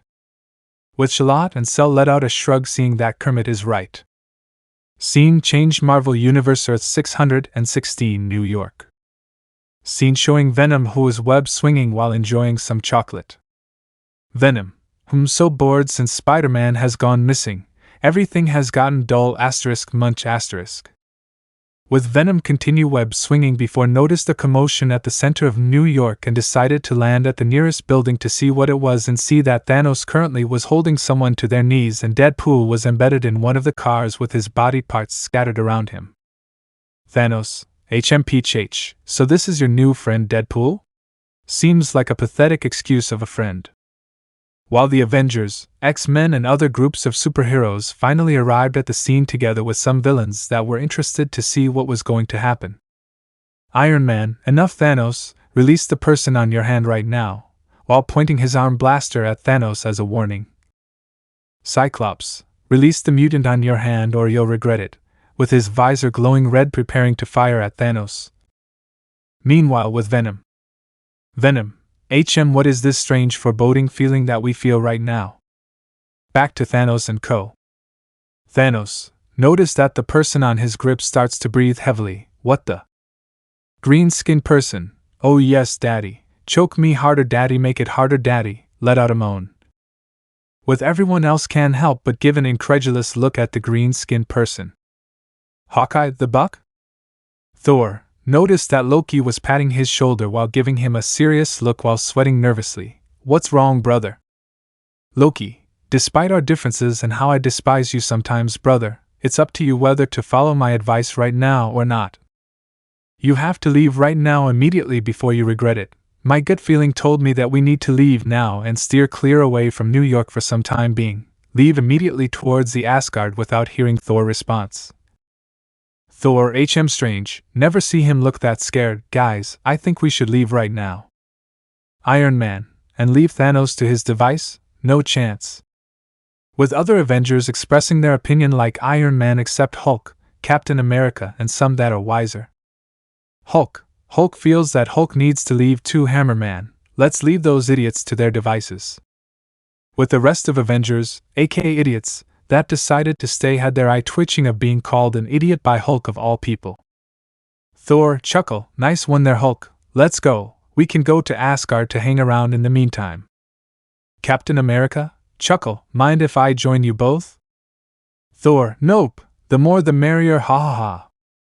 With Thor, Captain America and Hulk leaves towards Asgard, while some other heroes and villains decided to follow their gut feeling to leave the area and New York for the time being. Scene change, helicarrier. Nick, make an announcement for everyone inside the helicarrier to hear. Everyone, make the helicarrier to steer clear away from New York for the time being and send the orders for the rest of SHIELD agents on New York to withdraw immediately. With everyone decided to heed the order, noticing that Nick's tone was absolutely serious. While with Nick Fury, who was on his office, take out some letter from Deadpool, reading it where he previously read the other day, which the content was Deadpool literally begging Nick Fury not to enter New York for the time being for his safety.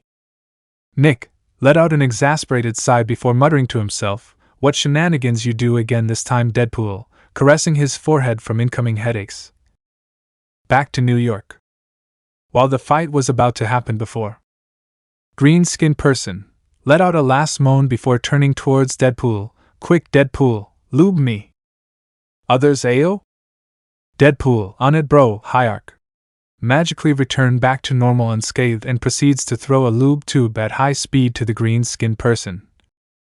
With the green-skinned person immediately getting up, making Thanos fall to his ass from the unexpected movement before the green-skinned person immediately catches the lube bottle, revealing Zarbon in all his glory for everyone else to see.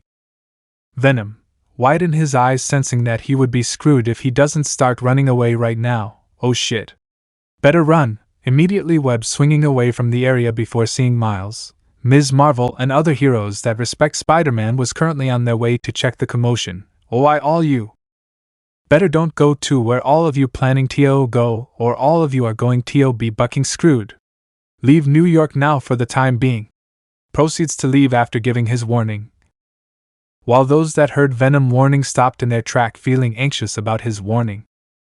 Miles, guys? Should we follow his advice? I have never seen Venom look terrified like that before. Ms. Marvel, I think we should, cause I've been getting this bad feeling that keeps getting stronger the more we get closer to the commotion. With the group pondering for a while before nodding to each other, deciding to follow Venom advice and heading towards their own home or apartment, packing up to leave New York. While with Venom, see Carnage doing his own thing, making a light bulb appear above his head, making him grin mischievously. "Hey you prick." Carnage, huh? Stopped what he was doing, and before he can react, Venom already webbed him, making him unable to move. Venom, we hope you would love the trip, ciao. Proceeds to yeet screaming Carnage to the center of New York, making a twinkle in the sky and giving a finger salute at the twinkle before web swinging away. Oh, nearly forgot. Better raid some chocolates first. Web swinging towards the chocolate factory. While with Zarbon let out a moan before pointing the lube tube at everyone else and SQIRDTT, squirting the content of the lube tube, hitting everyone in the area except Deadpool with extreme precision, with most of it flies into Captain Marvel mouth, making her screeching like a banshee before falling to her knees, starting to throw up, feeling disgusted with what she just experienced. Deadpool, nice. Hold up, scoreboard showing over 9,000 out of 10 for everyone to see. With Zarbon, after seeing everyone being marked by the lube liquid, immediately transforms into Zarbon, dangerous beast mode, horrifying everyone else. And thus chaos broke out. While amid the screaming and chaos, Deadpool takes a seat before bringing out the popcorn and starts watching the show while muttering to himself. Deadpool, sorry but not sorry guys, it was either you all or my back virginity, so good luck. Give thumbs up before turning to the readers, giving them a wink and speak towards them. As you readers guessed, my back virginity is safe in exchange for these poor saps being Zarbon new victims. With Deadpool start getting a flashback of what happened previously. Small flashback start. A moment away from Deadpool about to be pierced by Zarbon. Deadpool, wait. I have a proposal for you. Zarbon let out a confused moan. Deadpool, instead of me, there's lots of others that would interest you in my home world.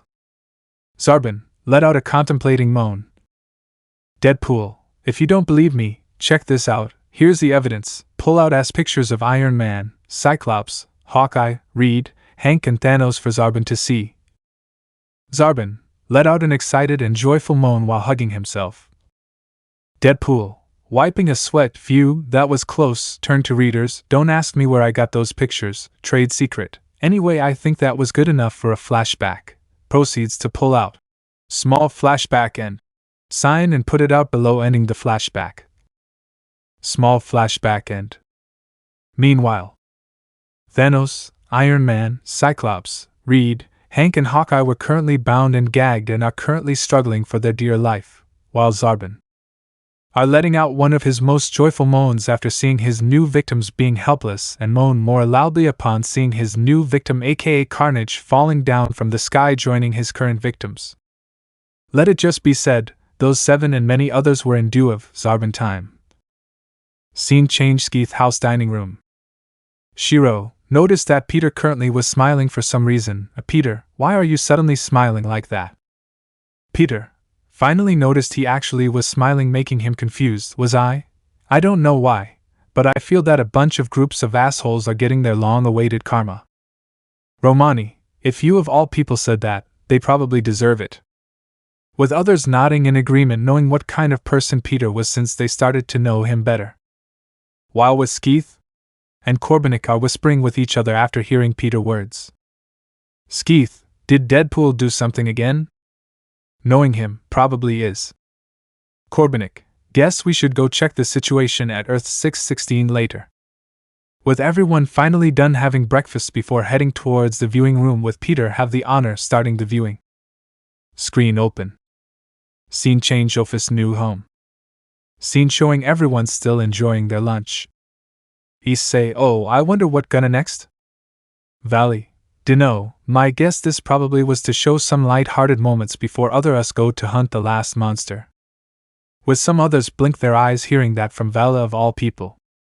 Biko, I'm still unable to believe that you are an avid fanfiction dude. While Vala let out a lazy shrug as a response. Kokabeel, turning towards Ravel, where's your older brother and Bel Air, L? Pretty sure that they said they would join you to come here for the weapons training session today. While Ravel can't help but let out an awkward chuckle before responding. Ravel, I wonder why other me make an expression like that. Ravel, even I curious too, dear sister. While both Razor and Saror get a foreboding feeling. Ravel, WL, they both are currently on the run right now, so they might be late. Others except Ophis, on the run, tilt head confused. While Ophis still eating her food, being uninterested with the discussion. Great Red, ha, you look like a chipmunk there, Chibi. Ophis, shut up, Baka Red, throw a bread at Great Red, who immediately take the bread and eating it before laughing boisterously, making her pout. Razor, okay, now Razor are confused why Ravel said that us both was currently on the run right now. Sarorg, narrow his eyes, if it was a matter capable of making other us that was stronger to be on the run, it might be serious. With Sarorg and Razor family with their peerage members are worried for both of them safety. While most of DXD cast make a serious expression after hearing Sarorg words. Skeeth chuckled to himself while thinking, oh, if only they know. Scene change. Random location on Underworld. Scene showing both Razor and Sarorg with panicked expression was currently running away from something chasing them while looking around for a place to hide. Sarorg, dude, over there, point at the storm drain. Razor, nice idea, bro. Let's go. With both of them without hesitation rip off the storm drain before getting inside to hide and put back the cover and look around from the gap to see if their pursuers already leave or not. While some of the females can't help but shiver in disgust upon seeing that other Razor and Sarorg willing to hide inside the storm drain. Lord Phoenix, how curious why they both have no hesitation doing that. Lady Phoenix, guess we have to wait and see. While Misla are still worried from seeing other Sarorg panicked expression. Razor, did they leave? Sarorg, I don't know and hope it was. Razor never thought that the same problem that plaguing us during our time in university would come back in greater magnitude. Sarorg, sighing, yes, since Leviathan-sama accidentally released the video of our concert the other day, now we need to be careful when going out from now on, we totally caught off guard. Razor, sure, Razor loved to have a harem, but Razor already satisfied with them, and won't trade them for anyone else. Sarorg, agreed, to me, Keisha is the best. With Razor harem/peerage members and Keisha are blushing red upon hearing their other kings said those words about them before they hugged their own king with loving smiles before Razor and Sarorg returned the hug and smile back. While some others can't help but let out an "ah" Upon seeing their interactions while both Misla and Lady Phoenix continuously take their sun pictures with their loved ones. With both of them let out a long sigh and giving a nod to each other before saying the same thing to each other. Razor and Serorg, fangirls is terrifying. Right after they both sang, the storm drain cover got ripped open violently, with both of them shakily look up and seeing their fangirls giving them a look that would haunt both of them for the rest of their entire life. Fangirls, with a sickly sweet tone, found you both. With both Razor and Serorg hug each other and scream in terror. Razor and Serorg, ARRRRGGGCHHHH. With most males, especially those that have their fair share of troubles with fangirls, are having PTSD flashbacks of trying to escape from their fangirls while their family, friends and comrades trying to calm them down. While both Razor and Serorg, who are still shaken after seeing their other self fangirls' expression, are being hugged protectively by their significant others who are glaring at the fangirls on the screen. A moment later, after everyone managed to collect themselves. Skeeth, well, seeing that everyone managed to recover, shall we continue the viewing? With everyone else giving a nod as a response. Scene change. Misty Peaks Area 9. Scene showing the four of them just reached the area before noticing that the last monster they still need to hunt to clear the quest are still sleeping. Issei, shiver, I know that I already guessed that they're gonna hunt that thing, but never thought that I was right. Drake, guess it was fitting for they gonna hunt Rajang next, considering from what we have seen, that monster the only one have managed to kick our other self ass quite literally. Vali, guess it was revenge time, huh, even if this Rajang they are going to hunt wasn't the same one.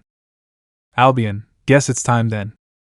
Issei, seems like that monkey is still sleeping all this time, huh? Vali, dude, you sound like Frisia by calling that thing monkey.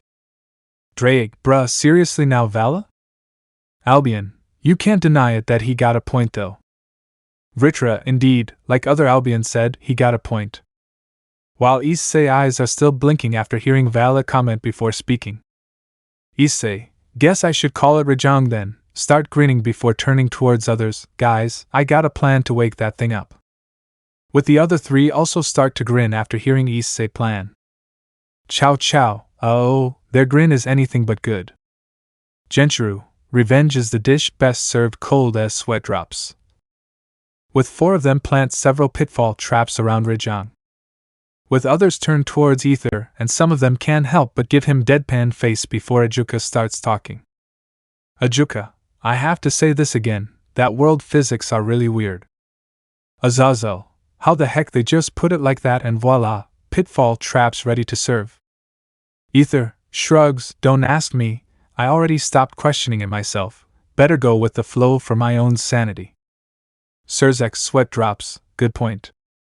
Ritsuka, guess it's true that every world has its own rules, better go with that. Tobio, yep, he's right. With four of them jump to the air and throw their last supply of mega barrel bombs, making a large explosion, instantly waking Rajang up. Shiro, got to say, that was one rude wake-up call to get. Narrator, now let's put you to the music. With it instantly transformed and back flipping back, unaware that its landing point was at one of the pitfall traps, making it trapped inside with Issei, and the rest using the chance they got to deliver slash after slash while evading being hit. Issei, damn, that thing's strength was pretty massive, I can even see wind pressure formed when its hand was flailing around, I really don't want to get hit with that. Razor agree with him, with regeneration or not, it's not worth it. With Rajang finally managed to escape by jumping out from the pitfall, but not before giving an uppercut to Issei that was unable to react in time. Narrator, SHORYUKINNN. Issei, GHUAGGRHHHH. With the force of the punch launching him to the abandoned shrine, destroying it before the rubble of the falling shrine falls on top of barely conscious Issei. Issei, gone pale, realizing he might have accidentally jinxing his other self. Gurk, I'm sorry, other me. Great Red, nah, no need to worry, hatchling, it might be just a coincidence, besides. Fafnir, the narrator was being an asshole for sure. With many nodding in agreement. Tannen, I don't know what Shoryuken is, but it must be a quite popular move for the narrator to yell out the move excitedly. Valley, Drake, and Albion, ISSCI. with 3 of them widen their eyes, realizing that they accidentally lowered their guard. When they turn back towards Rajang, it already falls to the ground, slamming both of its fists, making a large crater, launching the 3 of them to the air. Gasper, that thing is scary. Zenobia, not to mention that it was ridiculously strong. Serorg, as much as I pride myself being strong physically, that thing totally outclassed me in strength. I need to train more. With Rajang immediately snatched Albion that was still suspended in the air, and used him as a makeshift club, slamming him towards Drag, launching him to the nearest tree, embedding him inside. Drag, BHLARHHHKK. Narrator, home run. After seeing that Albion already served his purpose, it immediately threw him at Vala, making both of them tumbling down for quite a considerable distance before stopping. Narrator, whistle, nice pitch. Cookie, I'm gonna repeat Fafner words. Narrator San on this viewing are being an asshole for sure. Drag, our other self got bodied instantly just like that. Albion, what to expect, that thing was pissed off from being interrupted of its nap. With both of them slowly getting dizzily, especially Albion, who can't help but see several mini Rajangs circling above his head, while each of them doing Rick-roll dance of their own. Everyone. With everyone except a select few that was unfazed was silent for a while after seeing the cursed image, before Sirzech broke the silence. Sirzech, anyone got some eye bleach? Or better yet, memory erasing potion? That was the most cursed shit I ever seen in my life. With many nod their heads slowly in agreement. Skeeth, I don't bring any memory potions, but I got some eye bleach to those that need it. Brought out a box full of eye bleach. Don't worry, it won't bring harm to your eyes, I guaranteed it. Give thumbs up. With nearly everyone that didn't manage to close their eyes in time get up from their seat before taking their own bottle of eye bleach, giving Skeeth thankful nod before heading towards the washroom to cleanse their eyes. A few minutes later, with everyone returning from the washroom to their seat and continue watching the viewing. Azazel, much better. Issei managed to collect himself while coughing from phantom pain before noticing that Rajang was about to jump forward towards both Albion and Vala. Oh no, you don't. Without wasting time, he immediately threw a flash bomb in front of Rajang, temporarily blinding, making it roar in anger before accidentally stepping inside one of the pitfall traps, trapping it, making it thrashing around angrily. Seeing that their opponent was trapped, the 4 of them used the chance they got to drink some potions to recover their injuries in the meantime.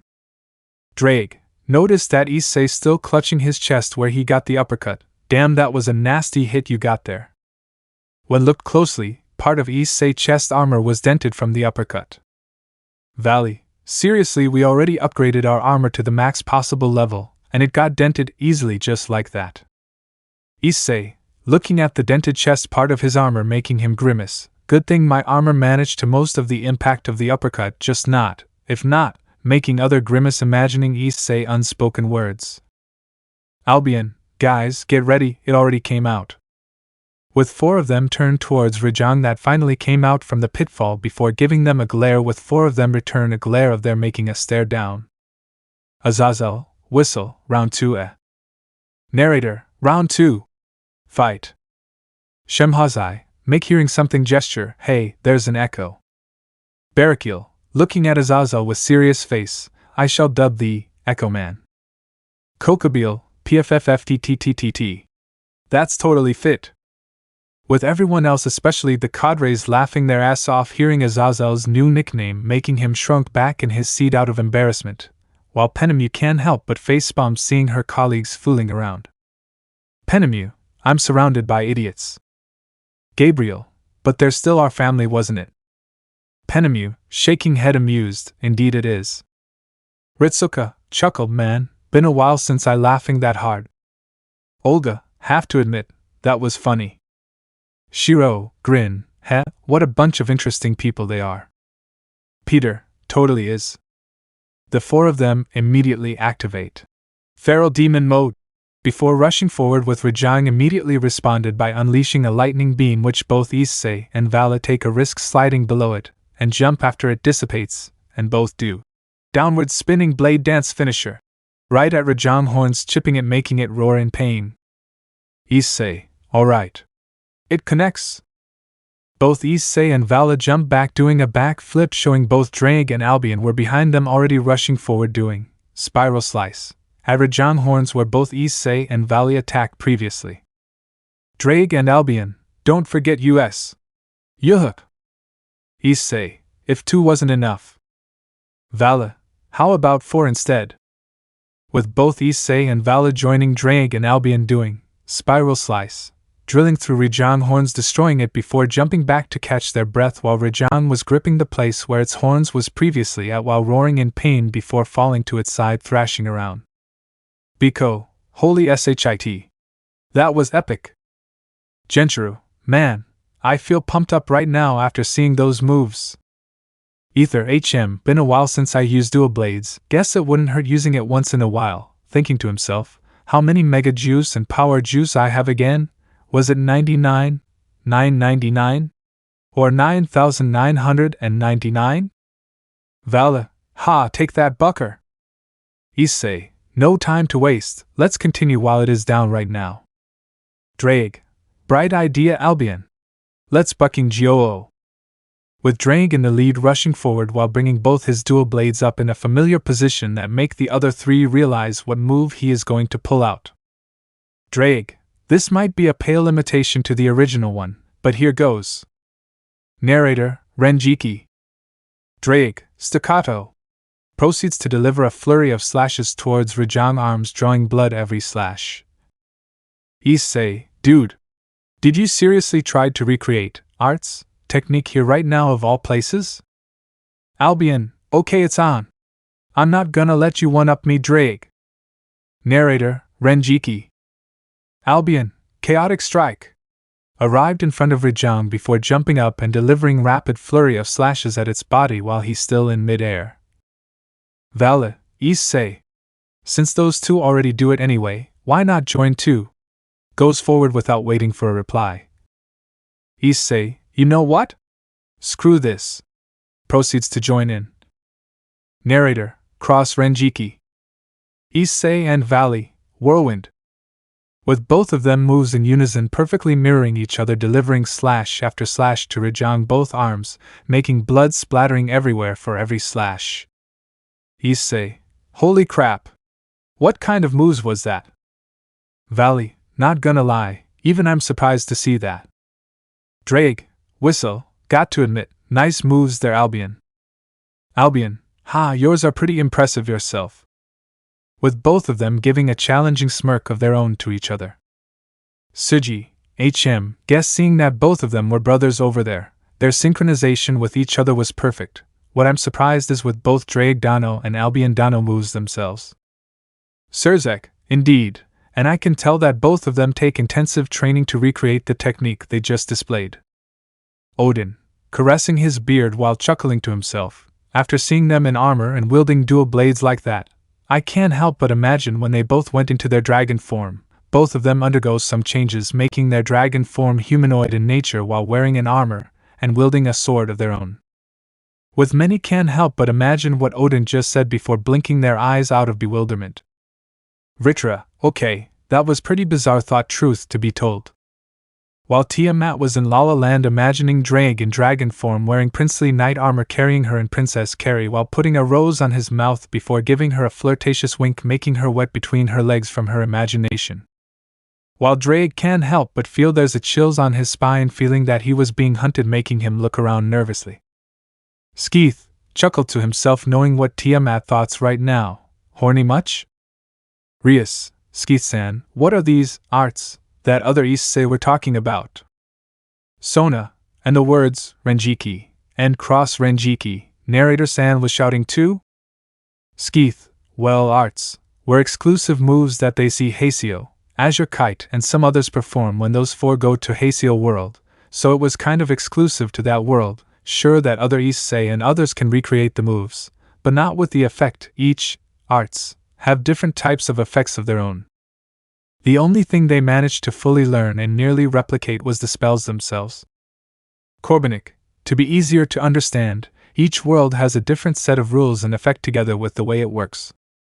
Shiro, that's understandable, it's like we can replicate the moves from different universes, but not the essence itself. Romani, but in some rare cases, some worlds have a similar way on how it works, isn't it? Skeeth, indeed it is, and for Sonase in question, Renjiki, was an enhanced version of the arts, making it deliver more damage, while Cross Renjiki, only able to be performed by two person at the same time, and seeing that they only replicate the moves and haven't learned the arts itself, the narrator only shout those words for dramatic effect. While others can't help but sweat drops hearing the narrator reason shouting those words. After delivering enough slashes, the four of them jumped back seeing that Rajan had already gone into red arm state, making them wary despite how it was bloody all over from their attack. Issei, sure that this guy was from the master rank version, but this is ridiculous. We already put all we got to those attacks and it is still energetic. Vali, as expected from Scion lookalikes in this world, the more they fight, the stronger they are, but I got a feeling that it was already on its last legs. Drake, yeah, better finish this now.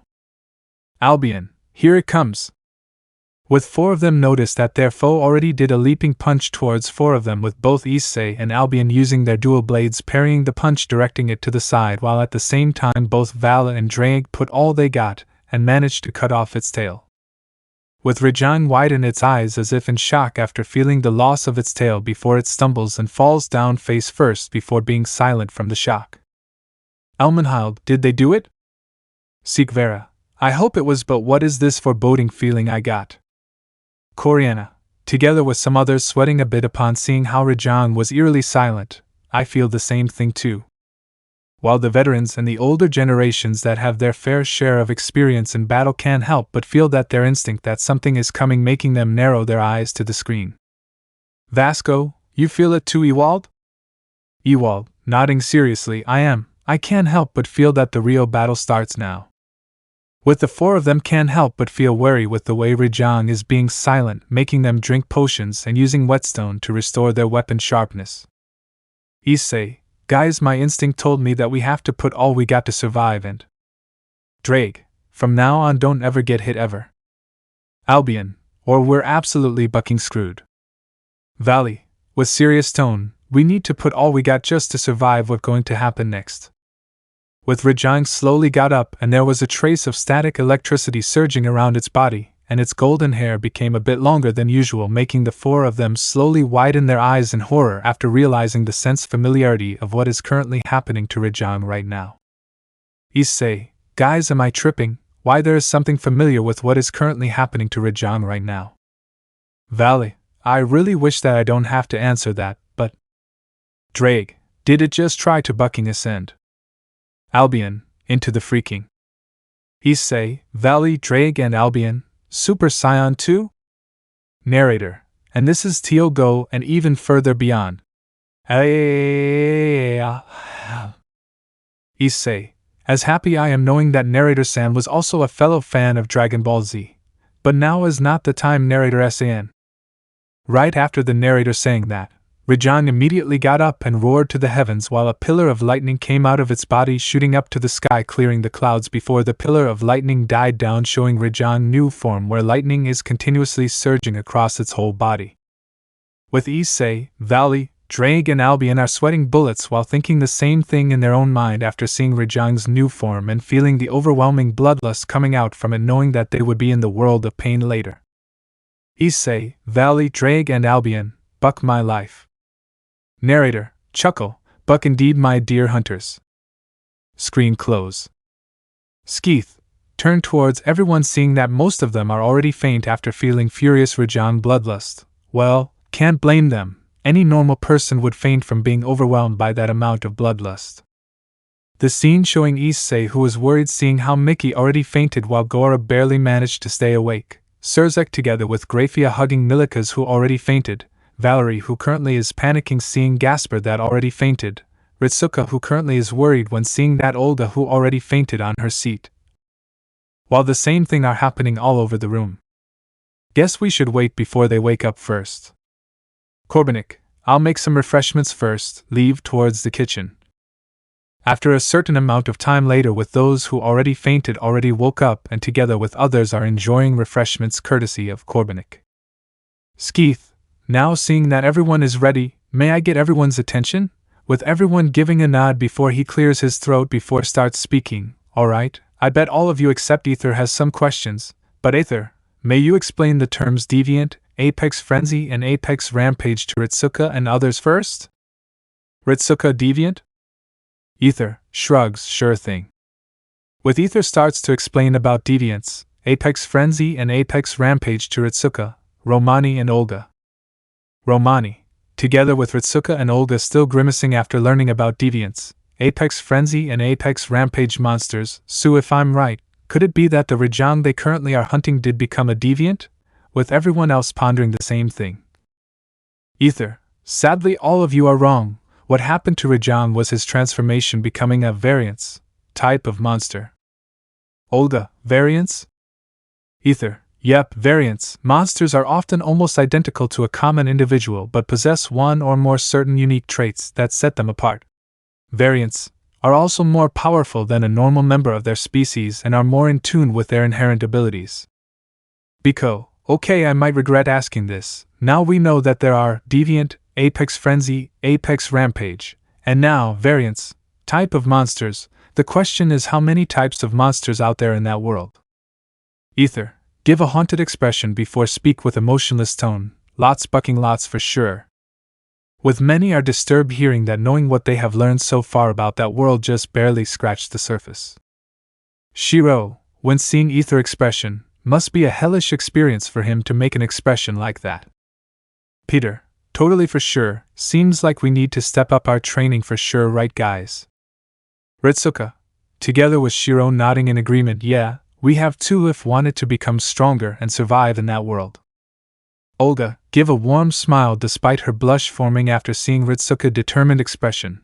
I know you will, Ritsuka-kun. Ether, managed to collect himself before turning towards Skeeth. Skeeth-san, since I already spoke, may I just continue? Skeeth raised an eyebrow hearing that. Well, that was generous of you to offer yourself to share the knowledge. Start talking with him telepathically. My guess you want some new synchro booster packs for this, Ether? Ether smirk, hey, you know me. Skeeth chuckle, well, your wish is granted. I'll give it to you later, don't worry. You would be surprised after seeing those new booster packs. Ether, heh, thank you, ending the conversation before turning to others and clearing his throat before speaking. Ahem. Rajan, now as a variance, is now called Furious Rajan. Azazel, Furious Rajan, what a fearsome name, truly fitting to be called that. Odin, considering how much bloodlust it expelled just now, that's the best name for it. Ether, now, it's really rare for a monster to undergo changes to become a variance during a hunt because it is really a minuscule chance for it to happen. The only possible explanation for what just happened was that it was close to becoming one when those four hunted. Furious Rajang is a rare special. Rajang that is constantly enraged for unknown reasons. It is theorized by the guild that the Furious Rajang's power is unstable due to the loss of its tail, and that its power potentially comes from its heart along with its nerves, so that explains how it got a little bit longer hair and lightning surging across its whole body because of its uncontrollable power. Issei, man, it was truly a Scion counterpart in that world. I never thought that it would become Super Scion 2 with this viewing. I really hope that there wasn't a Super Scion 3 version. With many can't help but shiver hearing Issei words, hoping it wasn't the case and unknown to anyone without any of them noticing. Skeeth and Corbenik make a blank expression knowing that there is one. Skeeth and Corbenik, oh, there was one, it's called HC Rajang, or worse yet, Phantom Rajang. With Ether can't help but shiver remembering how he accidentally glimpsed a blue-eyed Rajang after clearing a quest during his time at Mesoporta and decided to hightail out from the area knowing that he would be screwed if he fought it unprepared. Ether, I just hope that it wasn't the case, but knowing how that world works, it's possible. Heck, not even a canter gave me the same amount of terror. Skeeth, clap his hand getting everyone's attention. Okay then, while you guys are watching the viewing just now, I already ordered a food delivery. Heard a bell ringing. That's RK. You guys go to the kitchen first. I'll go bring back the food. Leaves to the front door to receive the food with. And Corbenik following suit. After a certain amount of time with the scene showing everyone in the dining room preparing to eat. Everyone, itadakimasu. The scene showing everyone enjoying themselves while Skeeth and Corbenik discreetly turns towards the readers talking with them. Skeeth, alright, first I'm sorry that it takes like around 3 weeks for me to post this chapter. Lately I'm busy with works, especially with overtime shifts and then with clearing the map for the Genshin 4.6 update. Now I'm gonna try to bulldoze through Nick's story campaign. Been procrastinating at chapter 17 from clearing it. I really need those sweet gems to collect last copy of Crown to MLB her. I really hope that I would succeed pulling her last copy, not to mention checking out solo leveling her eyes too. Together with Corbenik gives Skeeth a blank look. Dude, you need to touch grass, bro. Corbenik, yeah, he's right. You got like FGO, Genshin Impact, Nick, Monster Hunter, Mobile Legend and Yu-Gi-Oh! Duel Links to play, dude, even though you haven't played the last two lately. Not to mention you said you want to check solo leveling Arise too, then with Wuthering Waves when it came out. Skeeth shrugs, well, I'm just checking it out for now. If the gameplay doesn't suit me, I'll pull out, and I'm aware that I got a bunch of games I'm playing with. Well then, already talked long enough, turn back to the readers giving them pictures for them to enjoy. Hope you guys enjoyed this chapter, ciao. With 3 of them resume eating with others. EP 54, welcome to the Master Rank. Hunters. Scene change alternate FGO vs Chaldea Storm Border. Scene showing Gadako, who was walking around the hallway with a worried and serious expression on her face before she arrived in front of Da Vinci Workshop and stopping for a bit in front of the door, being lost in her thoughts about a certain incident that happened several days ago involving MASH. Gadako, take a deep breath before collecting herself. I hope that Da Vinci-chan and others have found out the cause of why MASH suddenly acting like that back then.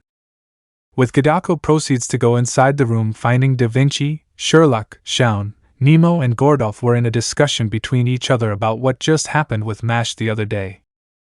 Gadako, Da Vinci-chan, everyone, how's MASH? Da Vinci let out a long sigh before shaking her head. No, she's still like that. We still didn't manage to find out what happened to her to suddenly act like that. With everyone can't help but remember what happened the other day.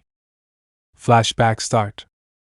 Scene showing Gadako together with MASH, Yamaiwae, Tamamo, Castor, Nero and Kiara just finished with their daily farming.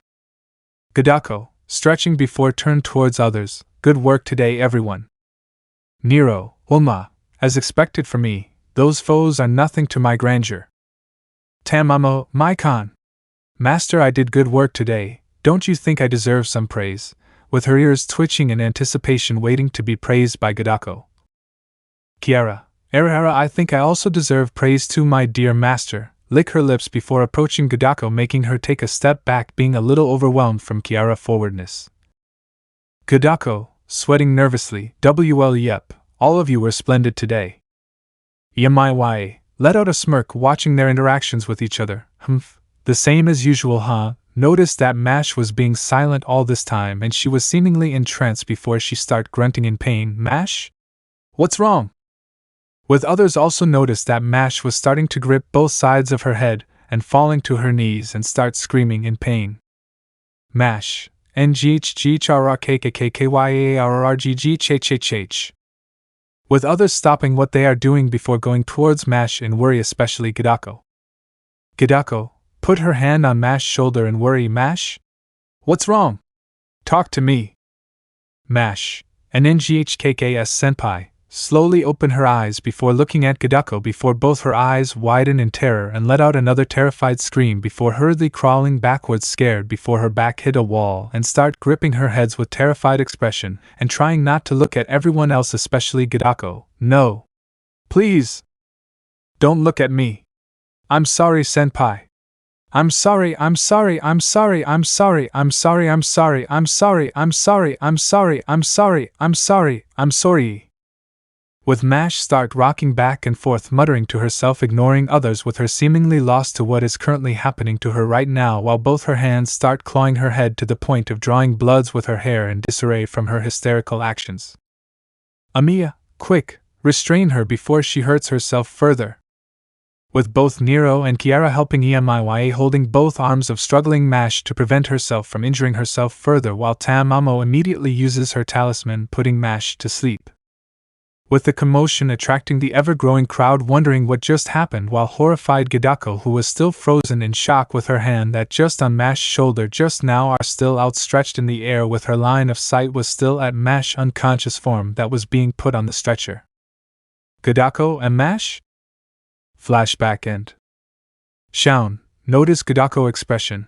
I know that you are worried about Mash, even us are worried too. Sherlock, indeed, we've been trying to search for what causes her hysterical shock, but let out a sigh, there's no success regarding that. Da Vinci, go to Gadako, putting her hand on her shoulder to reassure her. For now you should take a rest, Gadako. You haven't slept since then, trust us, we will find the cause of her conditions. Where if you look closely, there's faint dark circles around Gadako's eyes that were covered with makeup. With she remembers that every time she tried to visit Mash, she would always scream terrified after seeing her before continuously apologizing to her for some reason unknown to everyone but Mash herself. Gordolf, and before you come here there's something off that we found out. Gadako, something off? Shaun, it was from what we found out from Trismegistus too. For some reason, any singularities that would pop up would instantly be resolved the moment it appears. Nemo, and not to mention the stone wall on the last lost belt, for some reason there wasn't any movement of it, making the last lost belt seemingly to be put under some sort of stasis. Start grimacing with others except Gadako following suit. The worst part is after some research and calculations, we found out that we are unable to get into the last lost belt with how it was under stasis. It was like there's some kind of barrier that put the last lost belt under stasis, making us unable to get into it. Gadako, open mouth in shock. Wait, what? How's that possible? Da Vinci, we are also surprised as you are, not just that, but there's something off happening on the whole planet, but we haven't managed to deduce what it was. Gadako, so basically we're stuck, unable to do anything at all. With others give a grim nod towards Gadako while they are also puzzled with this situation they are currently in. Sounds of the door opens. With everyone turns to who joined them, finding out that it was Merlin, who strangely wore a serious expression on his face while in deep thought. Merlin, this is weird. Gadako, weird? What do you mean, Merlin? Merlin, it's about Mash. Gadako, do you find something? Goes to Merlin, gripping both of his shoulder, giving him desperate look. With Merlin shaking his head, crushing Gadako's hopes, making her fall to her knees depressed, and starting to tear up, worried sick for Mash. With Shaun and Da Vinci put their hand on Gadako's shoulder as sign of support. Merlin, how should I put it? I tried to enter her dream when she's currently on another panic attack just now, but... Sherlock, but? Merlin, strangely I found nothing, shaking his head also in disbelief. It's nothing, totally empty. Not just that, the rest of the caster servants and those that are proficient with magecraft also tried everything at their disposal, but they also reached the same conclusion as me. Let out a tired sigh. Even Morgan and Medea didn't find anything wrong with Mash at all. With others can't help but wear grim expressions, making them more worried about Mash. Meanwhile, in the Mash room, scene showing Mash, who calmed down from another panic attack, was sitting on the corner of her room in a fetal position while continuously muttering, "I'm sorry, senpai," while Fo, who was besides her, putting its paw on her cheeks trying to cheer her up. Fo let out a small whimper when Mash starts to tear up before help licking her tears away. Scene change, Skeeth House simulation room. Scene showing everyone else, especially the swordsman in the room, was speechless after seeing one of the two opponents, that Tsuji, Yudo, Arthur. Zenobia and Carlomagnon are trying to fight, but they were completely overwhelmed with the difference of skills against them, except Tsuji, who managed to hold his own against the red-haired swordsman, but didn't manage to bypass the red-haired swordsman's defense. Yudo, NGGHH too strong, fall to his knees trying to catch his breath from exhaustion, with Arthur, Zenobia and Carlomagnon following suit. Arthur, this is insane, his sword skills are godly, wiping his sweat. Zenobia, we didn't even manage to get a hit at all.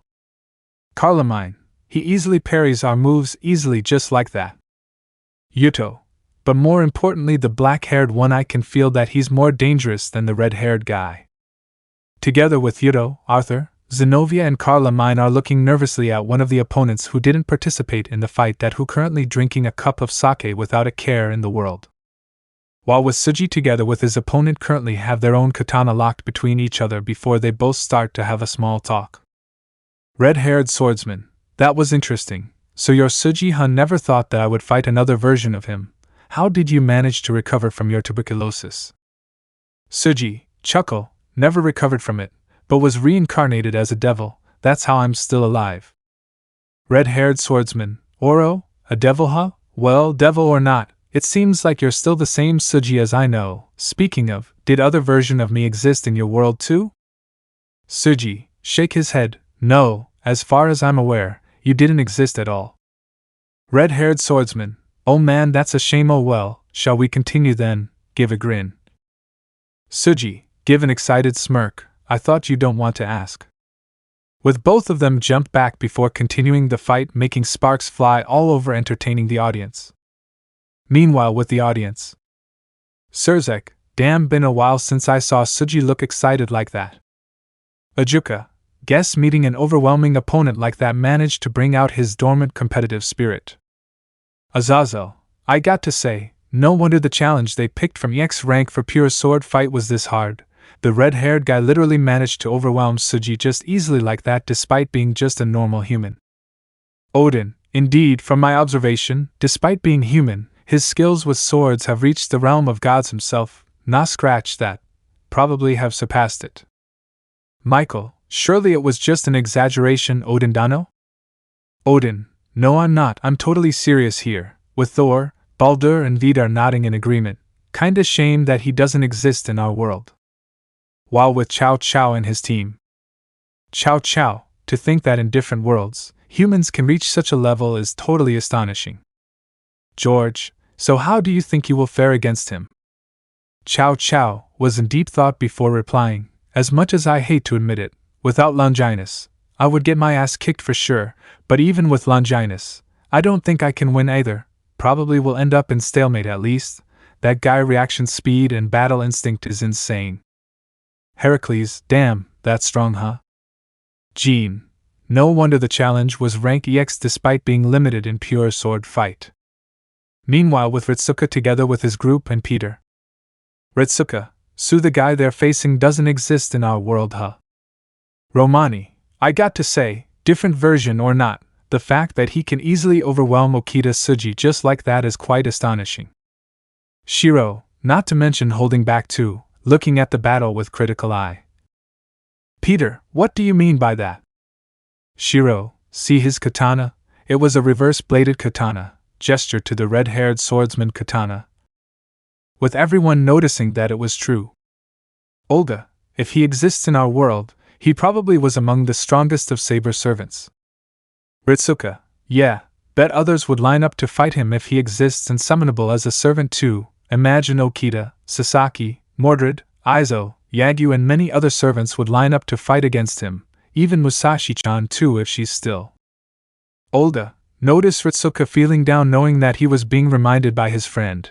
Musashi sacrificed during the 5th lost belt to protect him and others against chaos, and start hugging him while caressing his back to comfort him. I know that you miss your friend Ritsuka-kun, and from what you tell me, she's a wonderful person and she totally doesn't want you to be sad, so cheer up okay? Ritsuka, yeah, you're right Olga-chan, thank you for cheering me up. With both of them looking at each other being lost in the moment with their face start to become closer before being interrupted by Romani who makes a kissing sound. Romani, get a room you two lovebirds, grin. Ritsuka and Olga, oh shut up Romani.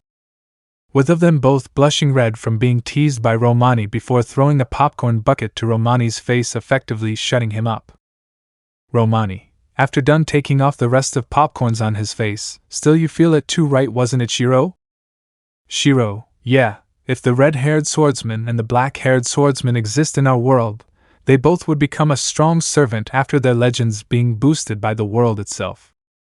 While with Skeeth and Corbenik start to look at each other after seeing Ritsuka's expression before being cheered up by Olga. Skeeth, you guys thinking what I'm thinking? Yep, so when we gonna do that? Corbenik, when the time is right though, just keep the surprise for now. With 3 of them give a knowing grin to each other. Back to the fight. Black-haired swordsman, let out a snort before getting up and drawing his sword after seeing the fight drag long enough to his taste. All right, you brat, I think that's enough. Red-haired swordsman turned back after hearing his teacher words before gasp in shock after seeing his teacher in familiar posture before waving his arms in panic. Wait, teacher. Wait up. I'm still here too. Black-haired swordsman grinned evilly. Too late. Rias.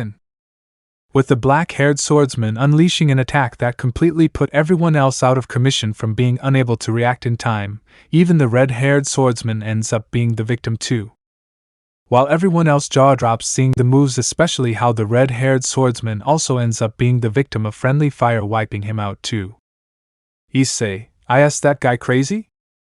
Vale brutal. Drag, sweat drops, no beating around the bush huh. Albion zero mercy at its finest. Ritsuka, holy crap, 9 simultaneous strikes at the same time. Romani, that moves completely reminded me of Tsubame Geishi. Shiro, whistle, damn, I don't think that I could do that, the physical requirements to do that was intense. Peter, it is, the required speed to do that move was insane, 2 or 3 simultaneous strikes was already impressive, but 9? That's pretty overkill. Ritsuka let out a small chuckle, others in Chaldea would go crazy trying to best that move for sure. Olga, if that person was a servant and that move was an actual noble phantasm, it would be a nightmare trying to defend against that. With Ritsuka, Romani and Shiro nodding agreeing with her. Skeeth, shake head amused before talking telepathically with? And Corbenik, if they are surprised with Kuzuriasen, they would be more surprised if they see Nijuna Nizuriasen. Or Amakakuru Ria no Hiramiki. That move was totally awesome, Rurouni Kenshin is such a godsend to us. Corbenik, totally bless the author. Skeeth? And Corbenik amen. A while later after patching up the challenger from the injury they sustained from the challenge. Skeeth, grin, sure it was EX rank opponent where all of you are restricted for pure sword skills, so how was it? Yuto, chuckle, well, totally an eye-opening experience for us. Arthur, indeed, with this battle totally making us see that all of us were completely reliant with our sword abilities, adjusting his glass before sighing a bit. Zenobia, hate to admit and agree with that, but he's right, brought out Duran now looking at it.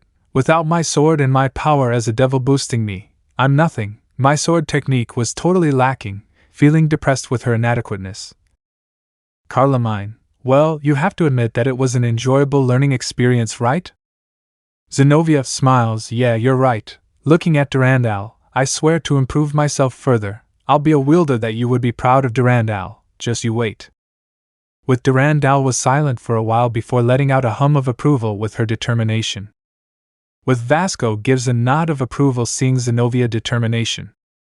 Suji, it was thanks to my sword technique I honed during my entire life that helped me to fight with the red-haired swordsman, but with the black-haired swordsman who seemingly was the teacher of the red-haired swordsman, I don't think I can match him with pure sword fight. Yuto, agreed, sure when we attempted the challenge where our abilities are locked safe for our sword technique, but I think that even with our power wasn't locked, we would be hard-pressed to fight them, with many nodding in agreement with him.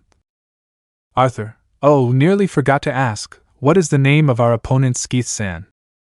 Skeeth, well, the red-haired guy is Kenshin Himura, while the black-haired guy is Seijiro Hiko, the teacher of Kenshin Himura, and you weren't wrong Yuto-san, me and many other beings like me consider Kenshin and his teacher to be among the best swordsmen to exist in existence like Sephiroth or Mihawk-san. With Ether Summon, Masamune, and Yuto Summon, Yoru, in their hand before gazing at it being amazed with their original user and feel thankful for being gifted with such weapon. Suji, chuckle, well, now I'm honored to be able to cross blades with such a renowned figure that you and other beings like you consider to be among the best. While those who participate in the battle nodding in agreement with Suji feeling proud of having managed to cross blades with such people. Skeeth, well, guess it's time for another viewing, bet all of you are curious what's gonna happen next. With everyone else give a nod also being curious of what will happen next before following Skeeth to the viewing room while? And Corbenik go to the kitchen. Scene change viewing room. After everyone takes their seat before notice Skeeth let out a cough getting their attention. Skeeth, alright, seeing that we skipped lunch before heading here, we brought some desserts for everyone to enjoy before watching the next viewing. With both Ophis and Lilith getting up excited with their turned into stars shining before Issei at the same time. Ophis and Lilith, desserts? Right after both of them said that, both? And Corbenik came inside the room while pushing a trolley containing the said desserts together with its own variants. ABC, or its full name, Ace Batacamper. Sendel, one of my favorites.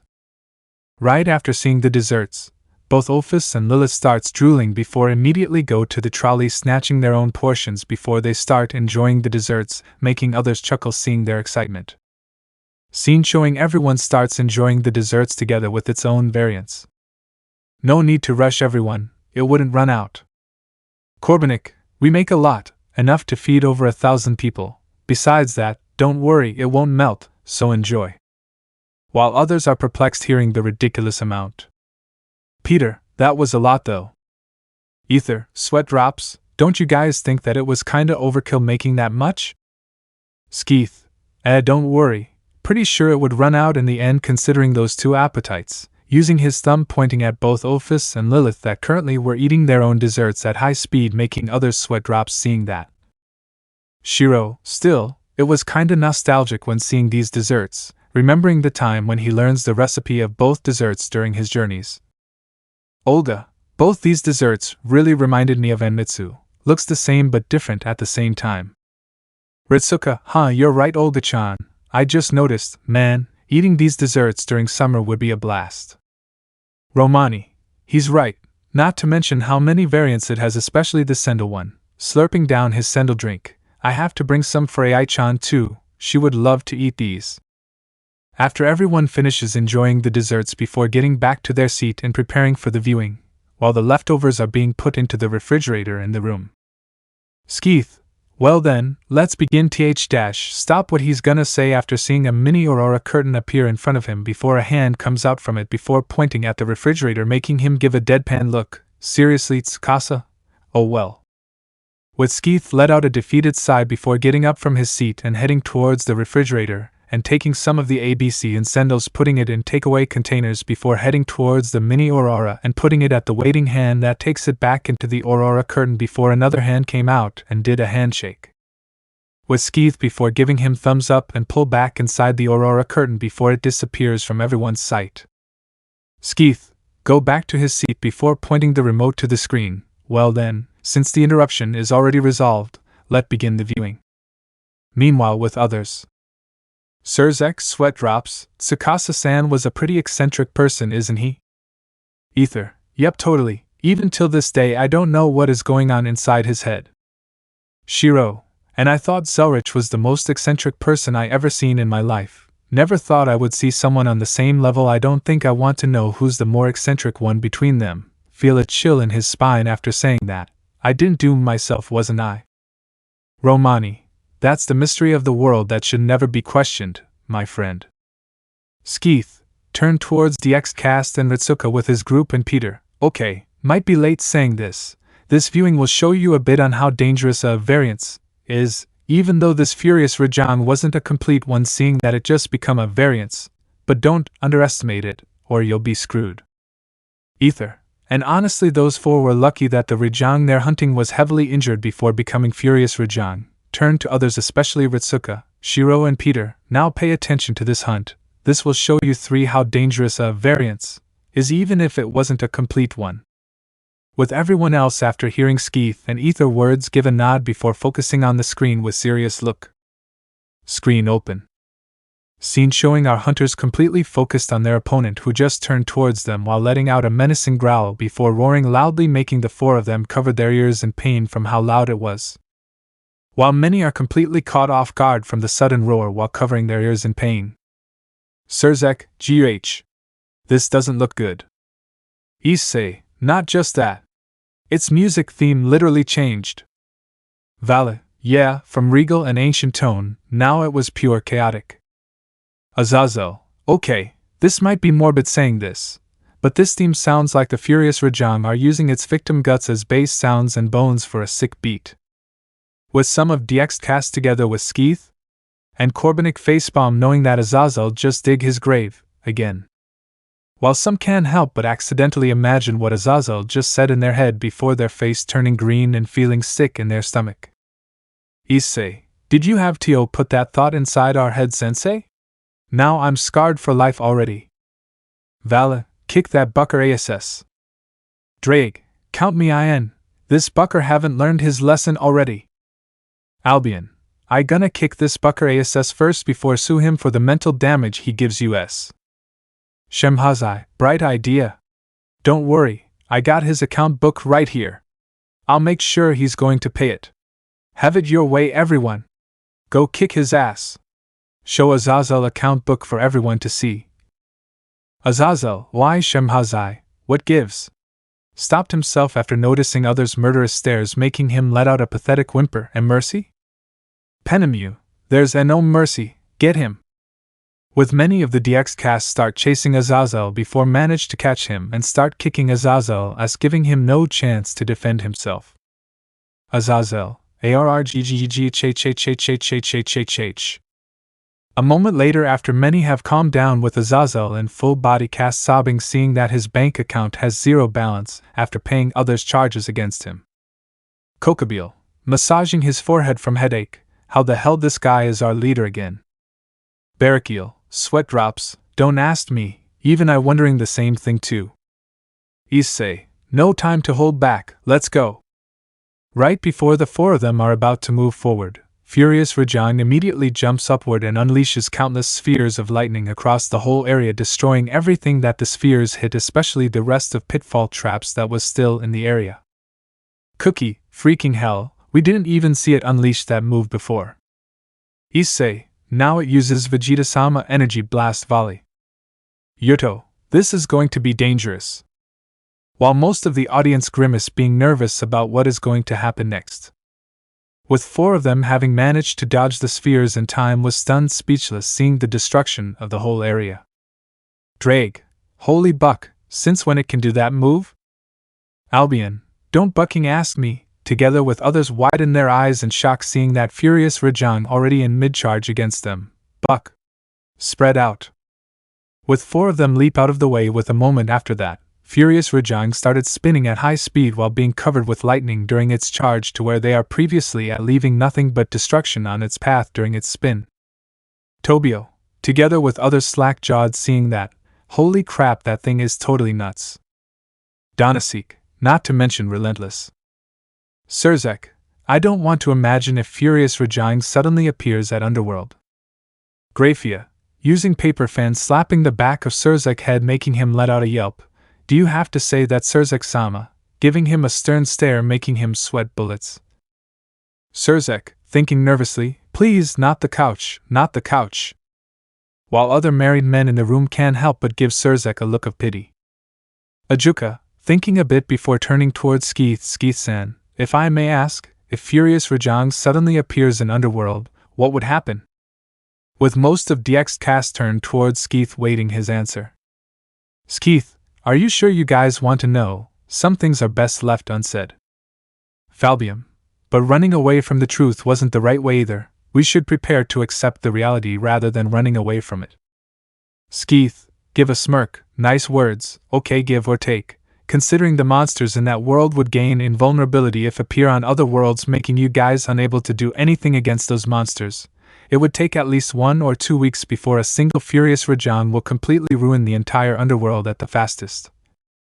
2 or 1 month slowest if it was miraculously calm enough, and not entirely angry all the time. With the rest of DX cast, especially the Devil's Side grimace after hearing that. Seraphol, guess we got our answers already, and it was a single Furious Rajang, not to mention several of it. Zeoticus, guess we should leave the grim thought and focus on the viewing instead.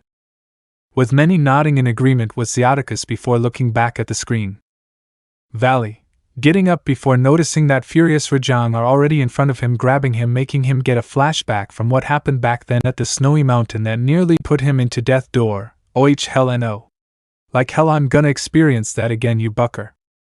with Vala furiously used both of his dual blades furiously stabbing Furious Rajang, arms splattering blood all over, making it lose its grip, releasing Vala to the ground, who immediately rolled over to the side, evading the punch, heading towards where he previously at before throwing a flash bomb right on its face, making it roar in annoyance and start swinging its arm wildly. With most of DX cast let out a sigh of relief, especially Vala, seeing that other Vala managed to escape. Ether, that was close though. Remember how very hard Rajang hit was when it was enraged? Great Red, yep, very, very, very hard. Ether let out a grin, unnerving those that see it. Now as Furious Rajang, it hits extra very mega hard indeed, or better yet, it will sunbreak you so hard where the sun doesn't shine. With his grin grows wider, borderline psychotic, making most people that see it become scared. Skeeth chuckled before silently muttering to himself, "Guess Ether is still affected with the horde of Apex Rajang and afflicted Furious Rajang quest back then. Valley, dishonorable or not, I don't bucking care. Here's some hemorrhoid treatment from yours truly, Bucker." With Vala immediately activates Feral Demon mode before using Spiral Slice right at unsuspecting Furious Rajang, ass drilling through its asshole, drawing blood after blood every second, making it roar before falling to its knees from the extreme pain. And yes, the process wasn't censored or covered with mosaic. Azazel, oh my god, why it has to be so bucking graphic, damn it, start clenching his butt cheeks, feeling phantom pain from seeing what just happened on the screen.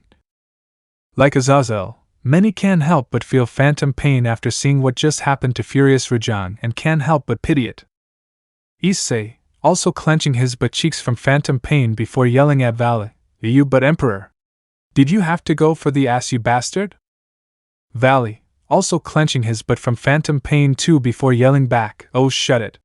I don't want to hear it from you, pay Emperor. And for your information, it was other me, not me." Ether, nodding in approval, very good, guess he takes my advice to the heart. With many turn their head to Ether so fast, making a lot of snap sounds from the sudden movement, unable to believe what he just said.